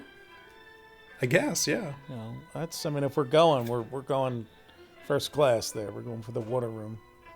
If there was no water in the water room, that would not be good. It's a Chris Rock thing. It's just a. There is no water in the water room. In the water room. And then, so Teppan Edo must have taken over the old, or was now the Teppanyaki is now Teppanyaki Edo, is right? now Teppan yeah. Okay. Yeah. And then the sushi place, where did that go in? So the lounge and the front bar, yeah. The front bar was all turned into one restaurant. So they basically took the two, the lounge and the other restaurant, Okay. combined it. Yeah, into that's one, where so. I ate. Okay. I mean, I know I had teppanyaki there a bajillion years ago that I don't really remember it anymore. Although Rob will be able to tell me when we ate there. But I had dinner with the late and great Easy WDW, Josh Humphrey there 6, 7, 8 years ago, probably, when that little lounge up front, when it became sushi and this is delightful. It has to be a beautiful spot to. Well, you get the view. Just hang Yeah, you out get the and have views of sushi. World Right, Showcase yeah. Lagoon there, and the people wandering by, and Probably getting that might be fun during whatever nighttime spectacular It's really fun when it's raining, I'll tell you being that. put on. Now that we've eaten and we're full, let's go visit did we stop? the main. We didn't stop at the bar, at the little beverage bar cart downstairs. So that's a great point. That was actually not there in 1982. Right.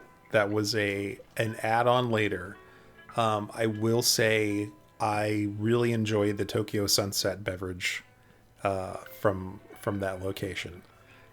It doesn't seem to be Japanese and in its ingredient list at all, but man, I really love that drink. Now, which one are we talking? The one that faces the restaurant or the one that faces the promenade there? 'Cause there's two of them. Yeah, the one that faces you basically walk down those stairs. Yeah, and you run sideways, into it. and you run straight in. I can't actually believe how close it is. It sort of forms a bottleneck in that area. That's the one where you can get the hot or the cold sake. Yeah. And is that the one? Am I in the right country where they serve that beer with the big foam looking like ice cream swirl in it? I think this is Japan. You really expect a beer with like an ice cream soft serve shoot in it, and it's not. It's like a frozen chunk of beer or something. I don't know. It's not very good. I didn't enjoy it, but I can't speak to that but it sounds very Japanese. But I was referring to the one you're talking about, JT, that sells like the Japanese bottled sodas, and in addition to other, alcohol and things there, that faces the restaurant, that they just kind of plop there. I don't know, the years run together. It could have been 8 years ago, it could have been 18 years ago, but as you're coming out of the pavilion's cultural displays, facing the department store. yeah, it's it's trying to find the name of that. it's a Kirin Ichiban is the beer, and then it's topped with a frozen swirl of Kirin beer. Oh, nice. It's interesting. It's like you get it and you expect it to be like a sweet treat on top of your beer almost, but it's not. It's like Just frozen beer. Yeah, and it's fine. It makes for a good Instagram photo, I guess, if that's what you're doing. That just reminds me of the movie Johnny Dangerously. He walks into his mom's apartment. He goes, "What are you cooking, Ma?" He's looking at a big pot. She goes, "Beer." And he goes, "With noodles. Great idea." But yeah, it's I remember getting that a few times. They've got that right there with the sake. And how do you prefer your sake? How hot or cold? Oh, I like it hot. Okay. We'll go to the James Bond. I do like it hot. There's like one of my favorite scenes my favorite James Bond movie is You Only Live Twice, where they visit Japan, and oh my gosh, it's like a wonderful travelogue. They go see sumo wrestling and all kinds of cool stuff. And Bond at one point gets kidnapped by the head of the Japanese Secret Service named Tiger, and he offers Bond something to drink. He's like, I think he offers him a the martini, shaken not stirred, as his straight up first thing. And Bond says, "Oh, I like sake, especially when it's served like this, 98.4, perfect temperature." Of course he would say that. Yeah, he's so well refined. He knows, everything about everything. It's right? just great. Yeah, I don't remember which one I like. I didn't really enjoy either of them. They're a little rough. But I'm a wimp like that with alcohol. They are. I do think the hot sake tempers the harshness of it a little bit. So I think that could be why I prefer it over the cold. Although I have had it both ways. Sure. Well, it's funny. You can go into that back to the gift shop, and we're talking booze here, which I think they prevent you from doing it, but you can buy just a bottle of sake in there, and you're not supposed to open it. I don't know if they let you take it with you or they hold it, or I don't know how that works, but you remember, if you're sitting there like, well, how can I drink an EPCOT on the cheap? You're like, oh, well, here's a bottle I could buy. It's like a liquor store here, but I don't know if there's some stipulation, like you're not supposed to open it in the park or something. That is interesting because there's so many like wine stores within EPCOT. Like there's wine in Germany, there's wine in France. But I don't think they want you to open those bottles out at like the trash can, Right. Yeah, just sit there and go glug, glug, glug, glug, glug. Harmonious is great, man. Highly frowned upon. Yeah, because even in that gift shop, they'll give you samples and try it out in there and stuff, right by the candy. Okay. Different kind of candy. So the outdoor bar is called the Garden House, and that's where they have the hot and cold sake cocktails, and also some seasonal beverages as well, plus plum wine and Coca-Cola products. Because, nothing says Japan like a Coke. Exactly. How can we talk about a dessert item for a little bit? Sure. Do we want to talk about I have to pronounce this. Amazeku? Do we know what that is? I don't know what that is. So that is the candy that the sculptor outside used to do. Oh, yeah. So how many sculptors were there? Does anybody know? I think there was only one, and I see. There was actually two. So okay. Masashi Terasawa was the candy man. And actually, Candyman. There was an article on him about the Candyman can. And then there was Miyuki, and she performed until 2013. I don't know when Mr. Terasawa-san left, but he was certainly there early. He's actually still making the candy and lives in Florida. From what I guess can we tell, gotta have him at Retro Magic. I think we should, because apparently he's gone out to the University of Illinois. He's traveled to Wisconsin and different Japanese festivals, and continues to make his craft. So what is that? So for people who are wondering, that basically it's a soft rice dough, kind of a taffy-like, and they can blow air into it, and they sculpt it as it's hot and turn it into characters. And you can eat it, but you were lucky if you got one, because he would only make a handful of them a day, and he'd get a whole crowd, and he'd walk around showing you and use these tiny little tweezers and scissors and pull the taffy. I think Miyuki was more behind an actual desk when she performed. So yeah, it was a really neat thing that unfortunately, of course, ended, as do a lot of good things. So it was kind of disappointing. But so he was at the Memphis Japan Festival in Memphis, Tennessee. But he's been performing there for a number. And somebody on the internet says that they once got a piece of candy from Amazuki and didn't realize it was in direct sunlight, melted all over their cabinet where they had it. So it is not safe from the sun. So. All right, so let's get into that castle, because there's a giant castle there. Yes, and why? How? Please tell us. Yeah, and this is what kind of sparked us doing this episode. In fact, so there's a castle there, a big giant castle. It's a replica of the Himeji Castle, which is also called the Shirasagi-jo, which means White Heron Castle, and that's because it's white like a heron. I guess white castles, other than the burger place, were probably not well known in Japan at the time. So it was a big deal that this castle was colored white. It is based on a 17th century fortress, which overlooks the city of Himeji, and it is known as one of the most well-preserved castles in Japan. When you enter it by crossing a bridge, there's a large sign with blue-green letters. Well, not letters. One of the form. I don't think it's kanji, but it's one of the forms of Japanese writing, of which there are 3. And I've never seen anybody say what it said.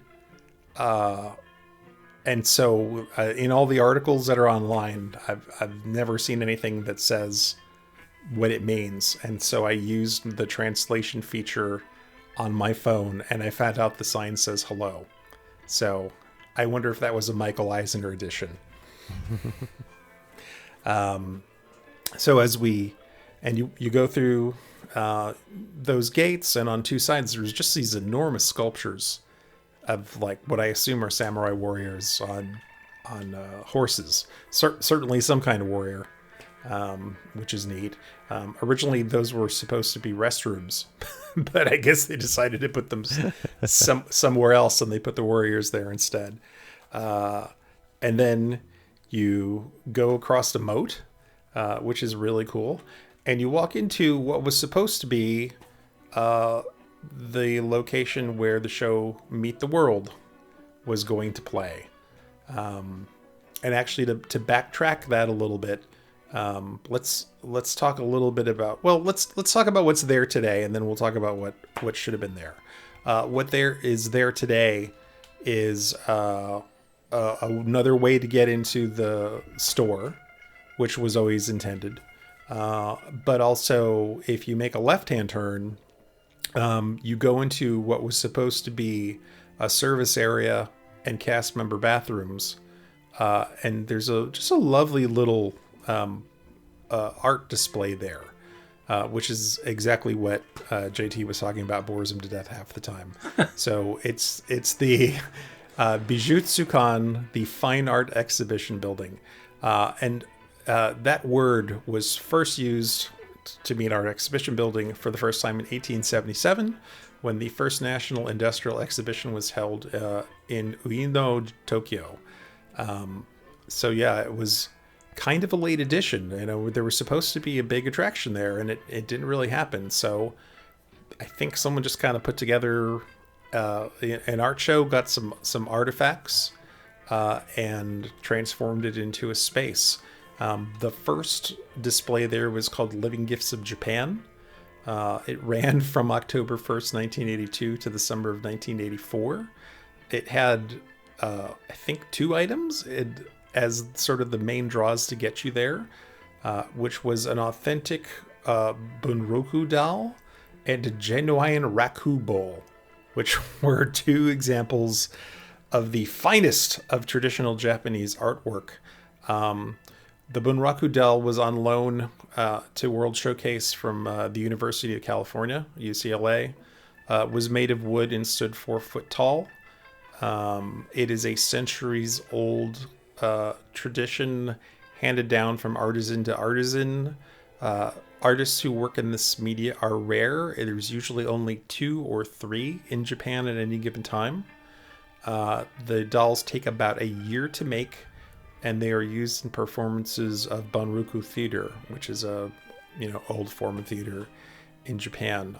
They actually had it in a display case that rotated, so that way if you gathered around it, you could see the 360 degrees. So spun like a pie, or a rack of pies, so that way you could see it all. The Bowers household is happy with the rack of pies. So.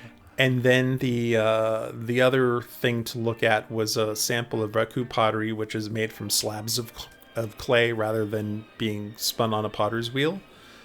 It was a 3-foot diameter bowl, and it was one of, they said, the finest examples of the craft at that time. And then there was a video presentation about artists and artisans in Japan that ran on a TV screen between these 2 things. So that's all. It was very, very simple, very low key, just kind of something to fill that space and round out the offerings in Japan at the time. Then in 1984 to 1985, there was a display on the art of Japanese theater. So there were examples of puppetry and, and other, forms of Japanese theater. Then in the fall of 1985 to 1987, there was really cool, I remember this one, an exhibition on Japanese kites called Feather in the Wind. And Norm did the poster for that one. And that was really cool. They had beautiful kites, including fighting kites. It was really neat. Norm from Cheers? No, Norm. Anuye. Oh my gosh, Norm Anuye, yes. It was like skitzing out on his last name. So that one was really cool. Then from 1988 to 1990, there was a thing called Echo in Time. There was an exhibit on Japanese women in the arts in 93, and a thing called Netsuki, the story carvings of old Japan in 1994. And this I actually remember because this was a time when I used to go a lot. So there were these little miniature carvings of like characters. I mean, tiny, like half an inch high. And lots of examples of this, usually carved out of stone, I think. Really something. Then from 99 to 2000, there was Karakuri, the Magical Toys of Japan. And these are mechanical puppets. Not so much toys, but like, kind of like, if you, the old story of like Walt buying that mechanical bird. Mm-hmm. in New Orleans that he took home and then had. It's like that. It's like an automaton almost. Yeah, but tiny, like That's little, small, okay. but things that like could lift a bowl to look like it's drinking, and like all kinds of these little cool mechanical people and puppets, which is awesome. Then oddly enough, from 2000 to 2003, and I think this is one of those where I walked in and walked out, there was an exhibit on Japanese baseball called Diamond Warriors, Traditions in Japanese Baseball, which is, I'm not a baseball fan. I'm sure if you're a baseball fan, it was probably fascinating.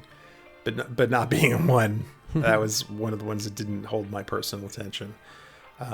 Then from 2003 to 2009, there was an exhibit called Tin Toy Stories, made in Japan. That was all tin toys. Oh, yeah. That one was really cool. Yeah. Robots and all kinds of neat stuff.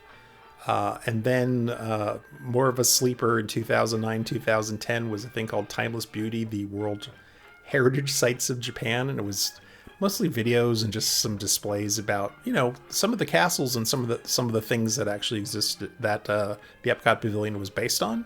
So you'd learned a little bit about those. And then another neat one was from 2010 to 2015, Spirited Beasts, from Ancient Stories to Anime Stars. And what they would do is they would take a traditional Japanese folklore character and then pair it with an anime character that was kind of based on that same thing. So if there was like this folklore story of a rabbit, they would find sort of an anamorphic rabbit from an anime and draw comparisons between them. And they also had things on Goku and, Dragon Ball and some of the modern things. But it was this real neat dichotomy of the old and the new and how they work together, which is really cool. And a lot of stories that we think of contemporary, and it's going to kill me because I'm not going to remember what it's based on, the actual original thing. But I know the Dragon Ball series, as well as the Lego. Ninjago. Lego has a thing. No, it's this other thing with like monkey something. There's this. Okay, I'm gonna pause and look it up. Monkey balls. Monkey Kid. Monkey Kid. So it's based on this old Japanese folklore, this great story, actually a whole series of stories, I think. And those are modern adaptations of that story. So it's really neat. I think that exhibit did a really good job of showing how, the old stuff has been remixed, reused in modern culture.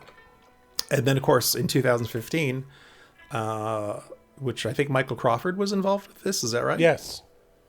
Yes, the Kawaii Japanese Cute Culture exhibit, which is currently there. And if you have not gone in, absolutely worth your time to walk into and see. It's all about, what we consider to be, I think, normal, like Hello Kitty and characters that we are all familiar with here in the United States, but just how it permeates life over there, not just for children, but also, it's normal for adults to have that too, as it has become, I think, more normalized here for adults to have kids stuff. Really cool, beautiful exhibit. So go check those out. We're going to talk about Meet the World, which was intended to be a showcase attraction at EPCOT Center, and in particular the Japan Pavilion, and did not come about. So just to set the stage a little bit, something that you have to keep in mind is that EPCOT Center and Tokyo Disneyland were both being worked on simultaneously by WED at this time. So contracts were signed for Tokyo Disneyland. The decision was made to go forward with EPCOT all in the 1975-1976 timeframe. And so the Imagineers are really working on both of these projects at once. And there's a gentleman in Japan named Konosuke Mashitita, who is the founder of the Mashitita Electric Industrial Company, which we know as Panasonic over here. He loved Japanese history, was a big fan of Walt Disney, and he actually came to Disney and said that he wanted a Japanese-like version of Hall of Presidents for Tokyo Disneyland, and that Panasonic would pay for it. So that kind of got the ball rolling, and I'm sure it occurred to Disney, well, hey, if we're going to make this show for Japan, we should simultaneously do an English version and open up an Epcot Center. So that was the plan. And if you have the James Beard Epcot book, there's like 4 or 5 pages devoted to this attraction and what it's going to be in the Epcot book. So it was, at the time they felt like this was going to be a big deal. The Japanese version of Meet the World opened in Japan on April 15th, 1983. And it ran into June 30th of 2002. And the 1983 number is kind of critical because the idea was that they would make basically both of them simultaneously. So they would make all the animatronics and all the props and stuff twice, kind of like when they made the Haunted Mansion in California. They built the Walt Disney World version of the Haunted Mansion simultaneously and put it in a warehouse until it was meant to be installed. They thought that they would do the cost savings by just making them both at one time. Tokyo Disneyland was originally supposed to open prior to 1983, but sometime in the 1980s time frame, they fell behind in the land reclamation process, and it pushed the go date for that park forward into 1983. And so simultaneously it pushed the opening date for Meet the World into 1983. It was actually scheduled to open here in October of 1983. So they knew sometime 81 it wasn't going to get done for opening day. That would be a phase 2. And ultimately that's what ends up doing the attraction in as being a part of Walt Disney. As a part of Walt Disney World and Epcot Center. Like we said before, it has an $11.5 million budget.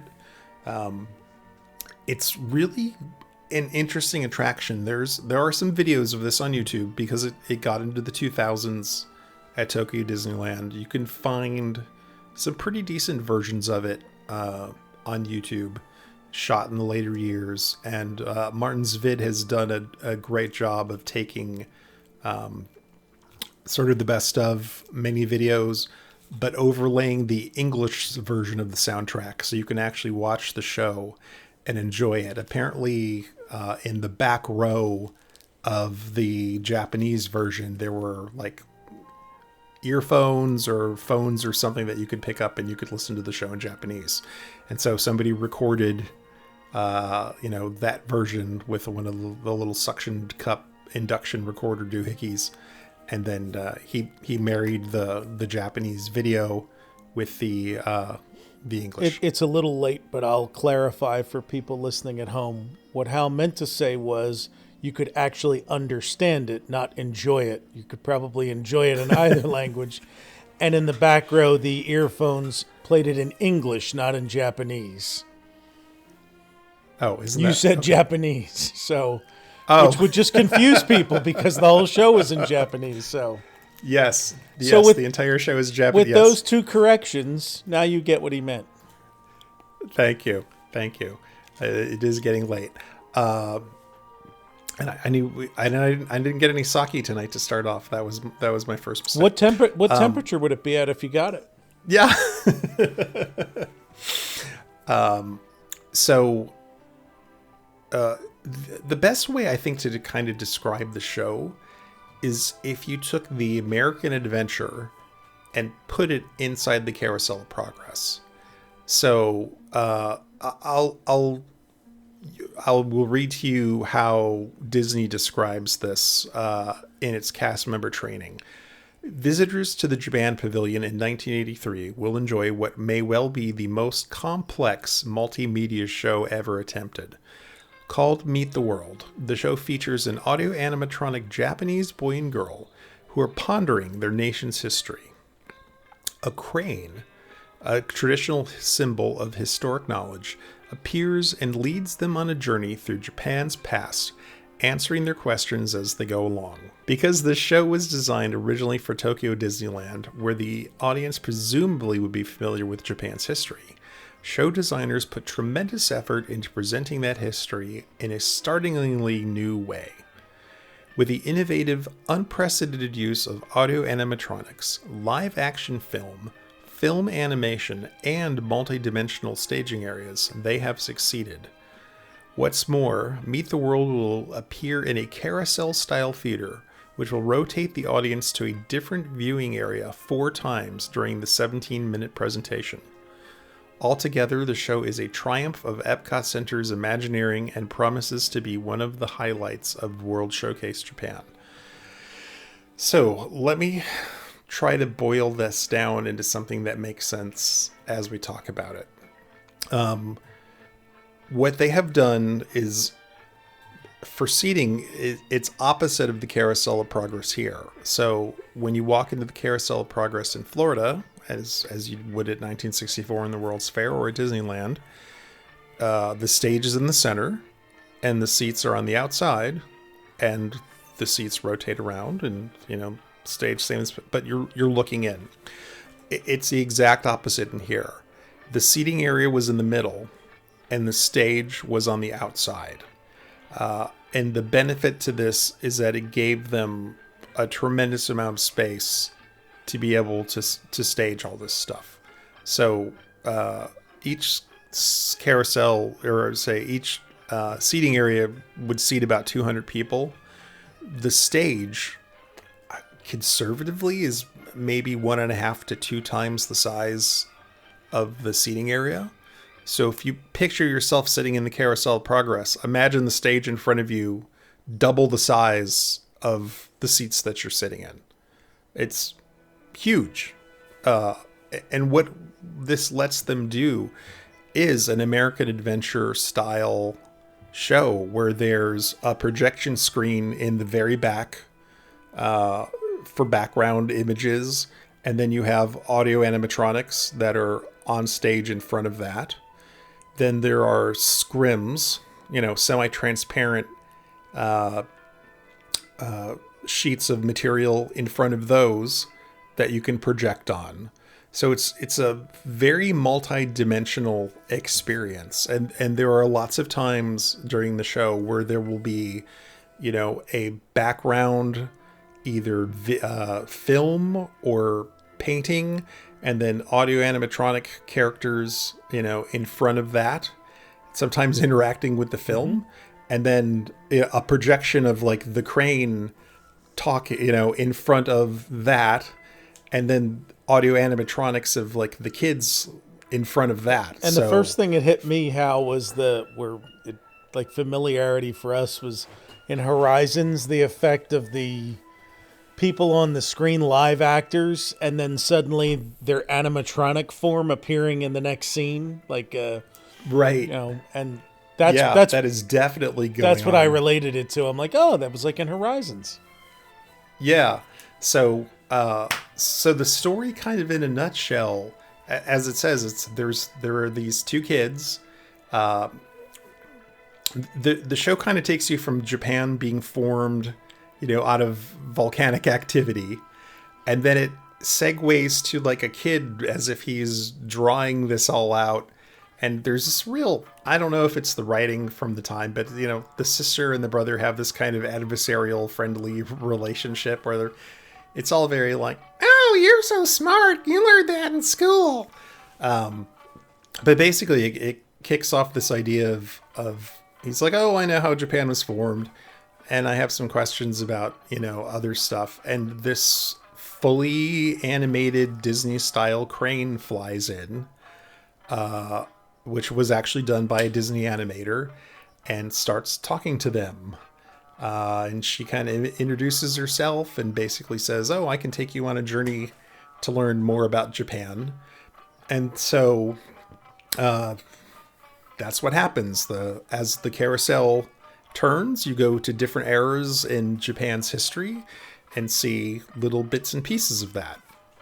So they start out at the very beginning with sort of almost like proto-cavemen in Japan, and then it advances a little bit from like a fishing culture to more of a agricultural culture of like raising rice and other foods, and then it transitions again to talking about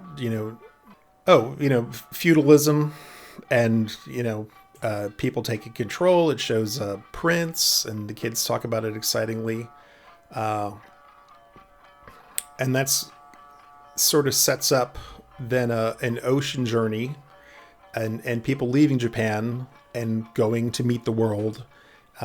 In this case, they go to China. So as the theater rotates to the second scene, it opens up and you're inside a palace, and there's, the emperor and two of his advisors, up on a high throne on a set of stairs, and three of the sailors who have come from Japan. And they have this whole conversation about presenting the emperor gifts from Japan, and in exchange, China is going to give them gifts. And then the scrim in front shows all of the things that culturally Japan got from China, like religion and just all kinds of everyday objects. And in Japan's history, this is really a big deal about them getting exposed to things that they hadn't before, bringing back a lot of ideas and things from China and integrating that into the culture. And then a little bit later on, they talk about this part. They run into a Portuguese ship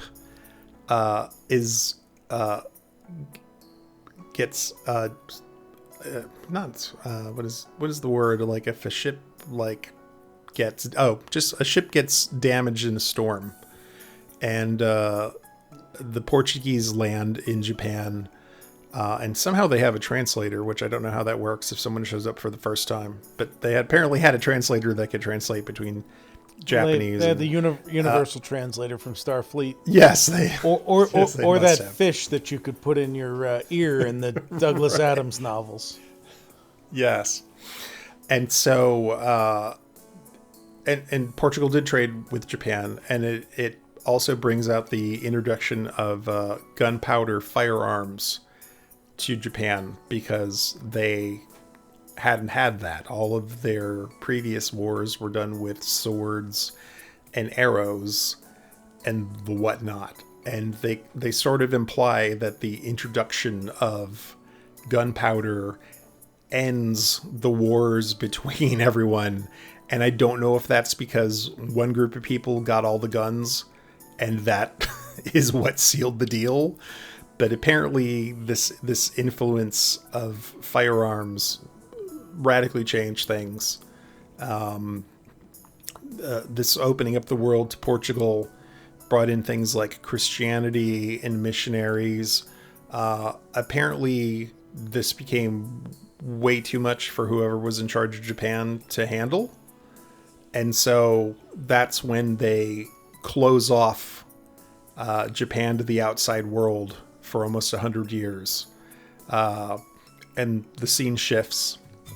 And then they focus on what Japan accomplished in that 100 years of taking the things that, they had gotten from the Chinese and cultivated their own culture. and they show extensive bits of artwork and writing. There is this whole scene between... There are these two characters, Yaji and Kita, who I suppose if you were Japanese, you'd know exactly who they are. There's this whole animated, very comedic sequence where they're inside a room and they open and close the sliding rice paper doors, and there are different images on those doors from famous bits of Japanese artwork. And there's one where a girl comes on and the one guy gets all like flying up in the air lovey-dovey and the other guy knocks him down. So it's done as like comedy, but also introducing this idea so it's well done. I'm sure if you knew the history, like that thing said, if you knew the history, I'm sure it would make a lot more sense to you. But it's fascinating seeing this combination of, live action pieces. When the Portuguese ships arrives, there's a Japanese person, a shogun, who's holding the firearm, and behind him is an animated ship in the background, like a sailing ship, which has been like partially wrecked on the shore there. And the gun accidentally goes off and it hits parts of the mast and the ship in the animation and causes it to like fall down. And so this integration between the screens and the characters is really exceptionally well done. I mean, they did a fantastic job with those aspects of it. Later on, it's the arrival of Admiral Perry and the black ships, the steamships from the United States and Japan, which ends up opening up relations between Japan and the world again. And it is the front half of a full-sized steamship with two audio animatronic characters on the bow talking to each other on one side of the stage, while there are two audio animatronic characters on the other side of the stage on a like rocky out cliff, like looking over the water, having a conversation. And so these pieces that they made it really is like having the American adventure smashed into the Carousel Progress. Quite an amazing feat. It's so interesting as you describe it, because I always had a very different thought. Meet the World to me doesn't sound like Japan is meeting the world. It sounds like you're going to meet the world. Yeah. Which you did through the eyes of the Japanese, I suppose. Yeah, it's really, the whole concept of Meet the World is them taking you to the world. Yeah. Well, Japan as a country going out to the world, getting things, bringing it back, having the world then come to them, reintroduce things again, and then so here's where it gets weird and then turns around again. So as you get past that, there's a scene very much like it was originally intended for the American Adventure, where you're going to have Ben Franklin and Mark Twain and Will Rogers all talking. There's a scene of they would have been leaders. Speaking Japanese. That's after they've turned Japanese. That would have been crazy. There's a scene of three historical leaders from Japan all discussing, when they were in charge, what it was like and how the world how Japan has changed. And one guy was like, "Oh, I wish I could see what that was like now. I feel bad that I missed seeing all the work that I've done." And they throw a little precautionary, toad in there about, not, one of them warns about like just using it as a pure power. Like one is like, "Oh, civilization is strength." And another one warns him about, not using that. And that segues into the idea of Japan taking this last bit of interaction and then getting, designs to want to expand themselves in a militaristic way instead of in a benign, friendly way, which takes you to World War II. And they kind of gloss over it a little bit as the scene shifts from that act into the next act. They show a picture, an illustration of a cannon firing, and the kids kind of talk about like, oh, that was a dark time, but now the time is over. They don't really address World War II directly. And I know one of the issues that Imagineering was dealing with in trying to think about bringing this to Florida was, how is this going to play with veterans groups? How are people going to view not addressing it and trying to skirt the issue? Because in 1980, you're only 40 years out from the war. Right. My dad would have been in his 50s as a World War II veteran, like going to see this show. So I think they were a little scared about what worked in Japan to handle this. It's like, would that play in the United States or not? Right. In the last scene, though, what they do to kind of tie it all together is they do a montage of all of the current stuff that's going on in Japan. So you see the technology being placed, you see arts and crafts and stage, and it's kind of reminds me a lot of the types of montages that they do like in the Norway Pavilion, where they try to show you all the great stuff that's happening in the current times in Norway. Right. It's exactly that thing. It's a montage of all the great stuff that Japan as a country is doing. And they talk about sharing, these gifts and what they have learned with the world. So that's how they end up tying in Meet the World with the rest of it. Is the ending is like, we were inclusive, we learned, we grew, and now we're taking everything that we know and we're reaching out to the world and sharing our great TVs, stereos, and CD players with them. And video game systems. And video game systems. Well, here's your problem. Here's your problem. It says right here, made in Japan. Yeah. So that was the show. And I think what happened was, they got it done. It opened in Tokyo.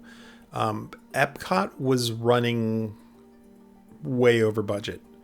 Like I said earlier, it was originally supposed to be like a $1 billion budget, and it ended up costing $2 billion. So they had to pick and choose a lot of things when it came time to what do we do to get to opening, what don't we do. The sponsorships that they had expected fell through in many, many places. Mexico, for example, they actually reduced 9,600 square feet of that building to get it down into a reasonable budget based on the number of sponsors they could get. And I think Disney ended up paying to finish that out as an attraction for opening day, which they were hoping that they didn't have to do. And I think really what killed this attraction more than anything else is, with the dwindling amount of money, somebody had to make the decision, is this going to be something that actually has a huge benefit to Epcot Center? Is this going to bring in people? Is this, going to, make a key difference in getting butts in seats and getting people to come here? And I think the feeling was just that, no, it wasn't that. It wasn't worth it to Disney to spend the $11 million on their own in order to do that. And I know it doesn't sound like a lot of money to us now, but looking through documents on Ted's site in 1982, I mean, if they could save $1 million somewhere, It would that be meant huge. the world. Well, Yeah. That was huge for right. them. I mean, they had exhausted all of their resources with building Epcot. They were in the middle of the Fantasyland reconstruction at Disneyland in California. They were building Tokyo Disneyland. Wasn't there a fourth major project, I feel like, at the same time? And then they were broke. They weren't getting hit movies. There weren't hit cartoons, animated films. And then the Green Mail War began over boardroom control, and there was a real fear at a certain point that Disney was going to sell the theme park division off to try to survive. Right. And and like that all happened in 24 months from the day that Epcot opened to Ron Miller being ousted as CEO and Michael Eisner and Frank Wells coming in, and Michael Eisner's first tour with his kid, famously, where's the stuff for teenagers? Where's the exciting stuff? And that's where I think that the thought of a slow-moving German boat ride in the Germany Pavilion on the Rhine River and this rotating Meet the World Theater in Japan and all of those attractions that were really conceived in the latter half of the 70s by Imagineers from the 50s went kind of by the wayside permanently. And we know in Japan, the idea suddenly shifted to, what if we put a Matterhorn here and just called it Mount Fuji and Right. built that instead behind the pavilion and put a roller coaster here to give some zip and vim and vigor to Epcot. Because we know from the photos, it was very much an adult park. It was populated by older people ambling through in the daytime. And, I'm not talking about the busy periods in the summer when everything was packed. But, it skewed to an older, more mature crowd. And they had certain issues there that I know people argue that point, but there were attendance issues there. And one of their solutions was, to bring characters in. So when people argue about characters not being in Epcot, of course, the answer is threefold. One, they had them giant creepy dolls in World Showcase. Two, Figment was their original character. And three, you're right, it didn't have characters for less than 2 years. I mean, Eisner had them in there. I think we found the first pictures in October of 84 or November of 84. The first characters were in Epcot. So, Right. it really did not exist very long without them. Oh, we're going to get so much hate mail. I'm sorry. But, that's kind of what happened in the back there with those attractions. And we can probably think of one or two others in the countries that were talked about. Yeah. Oh, England was going to have something. I mean, there were multiple. There was a Thames River attraction there, right? Wasn't there a boat ride? There was one. Yeah, there was ideas. The moving restaurant in France. In France, yeah. That may have been for like the 74. Both of those may have been for the 74 version, but even at one point, I think there's a Colin Campbell painting of a Ebenezer Scrooge attraction, so they had considered that for England as well, because I guess Dickens is English, so that was good enough. I don't know. Anyways, there have been rumors over the years that the reason that it wasn't built were for things like one said that they built the building 3 feet too small, so they couldn't fit the carousel inside of it without tearing down the building and building it again. I saw another rumor that said that they didn't make the top floor structurally sound enough to hold it. The Japanese are experts at making things smaller, so I feel like they could have overcome the building. I do. And I think those are all just excuses. Yeah. I just think the reality is they were out of money and this just wasn't a high enough priority to go through. And then once they started to invest again, that wasn't the kind of stuff they wanted to invest in anymore. Right. had they built it, and this part is fascinating, you would have actually entered this theater on the second floor. So when you walked up to the pavilion, instead of having stairs that just went sideways up into the second floor of the restaurant above the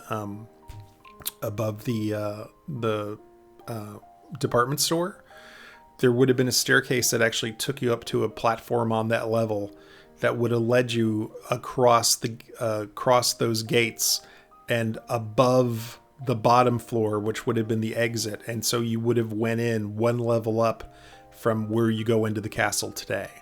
And in fact, there's this big white thing that hangs over that part of the castle, and that's exactly where that platform would have been. So you would have entered from the top floor, went into a brief queue, and then into a pre-show room, and then actually walked from there into that carousel, went around, came out into, once again, a reproduction of Ginza. Apparently they really wanted Ginza in there badly.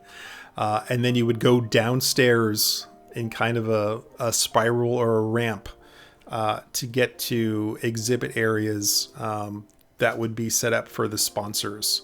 So there would have been an area for JAL Airlines and NEC Electronics and all those folks. But of course, when none of those people signed up to sponsor it and there wasn't any money for it, that was it. It was just dead. But could have been really, really something. And as Brian said, in 1987, they started playing around with the idea of putting a Mount Fuji roller coaster in that space. Actually, it would have been enormous. I think we have pictures on the site, and if we don't, we'll put them in the show notes. But they would have had a roller coaster there that was partially indoors and partially outdoors. It would have gone started out inside and then came around the lip of the mountain, so you could get views of World Showcase, which would have been really neat.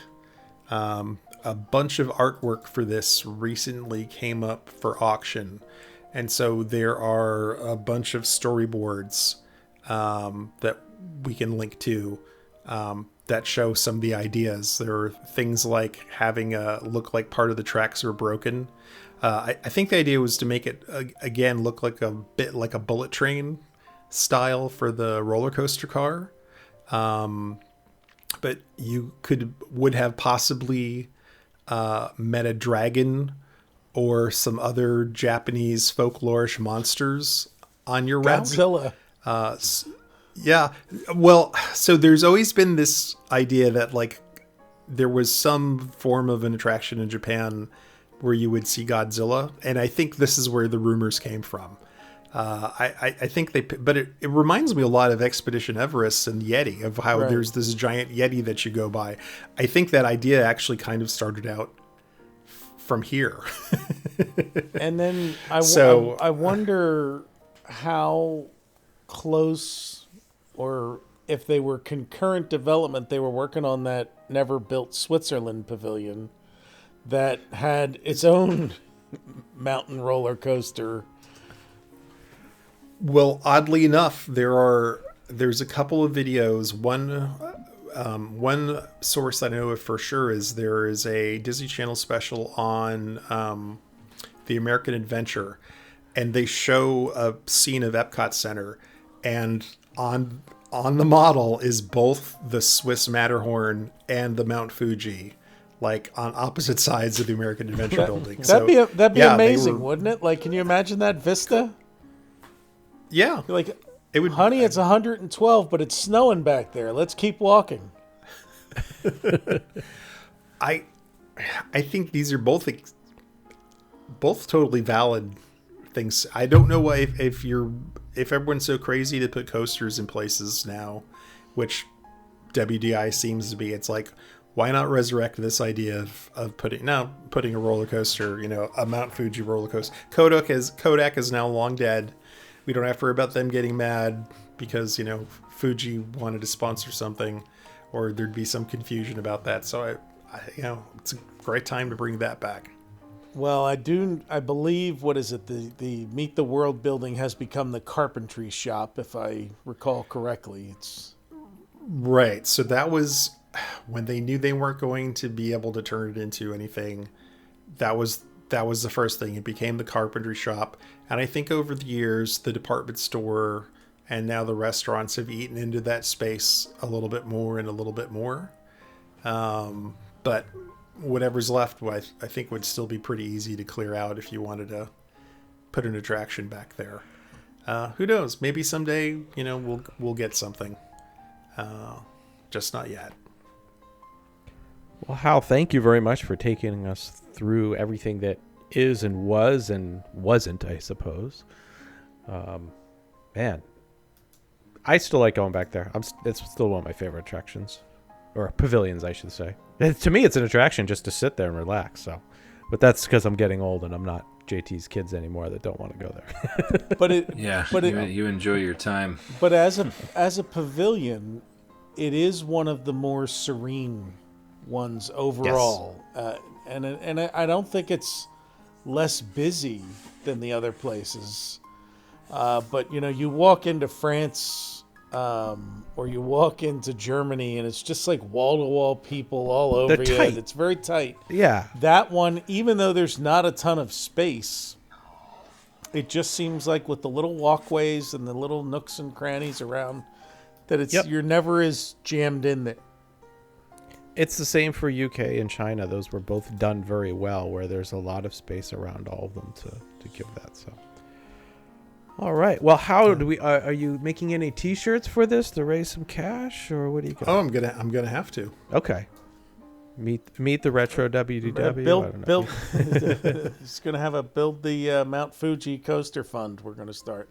That's or just a Mount Fuji coaster shirt. If it actually came out. Yes, we should do that. Yeah. Who would the company name be? Well, we'll have to come up with something creative. Fujifilm. So, well, Hal, thank you very much, and as always, thank you to you gentlemen for sitting in with me. We hit the midnight hour. We're 20 minutes over at this point in the hour, but thank you very much. I appreciate all your assistance on this, and to all of our listeners out there, thank you very much for listening. As always, you can give us a shout out on iTunes or whatever your favorite podcasting app is, and give us a rating. And as always, if you can, support us at RetroWDW.com/support us. And our Fort Wilderness holiday ornaments are available at lbvhs.org/donate. So for $25, we'll get that out to you in the mid to late September timeframe, right in time for the holiday season. And there could be another ornament coming. We don't know yet. Possibly. We're known to throw out some surprises. So with that, we'll be back next with our next one, 93. I don't think we have a topic yet, gentlemen, but I'm sure we'll come up with something as we always do. And with that, thanks for listening. Sayonara, and we'll see you next time. Brian, take us out. Follow the Lake Buena Vista Historical Society on Twitter and Instagram at LBV History, and on the web at lbvhistory.org.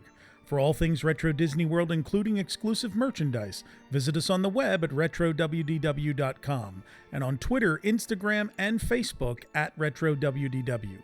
And follow our hosts, Todd McCartney, on Twitter at WDWMS, Hal Bowers on Twitter and Instagram at GoAwayGreen, JT Cougar on Twitter at LS1JT, and on YouTube at Rubber City Motoring, and on the web at rubbercitymotoring.com.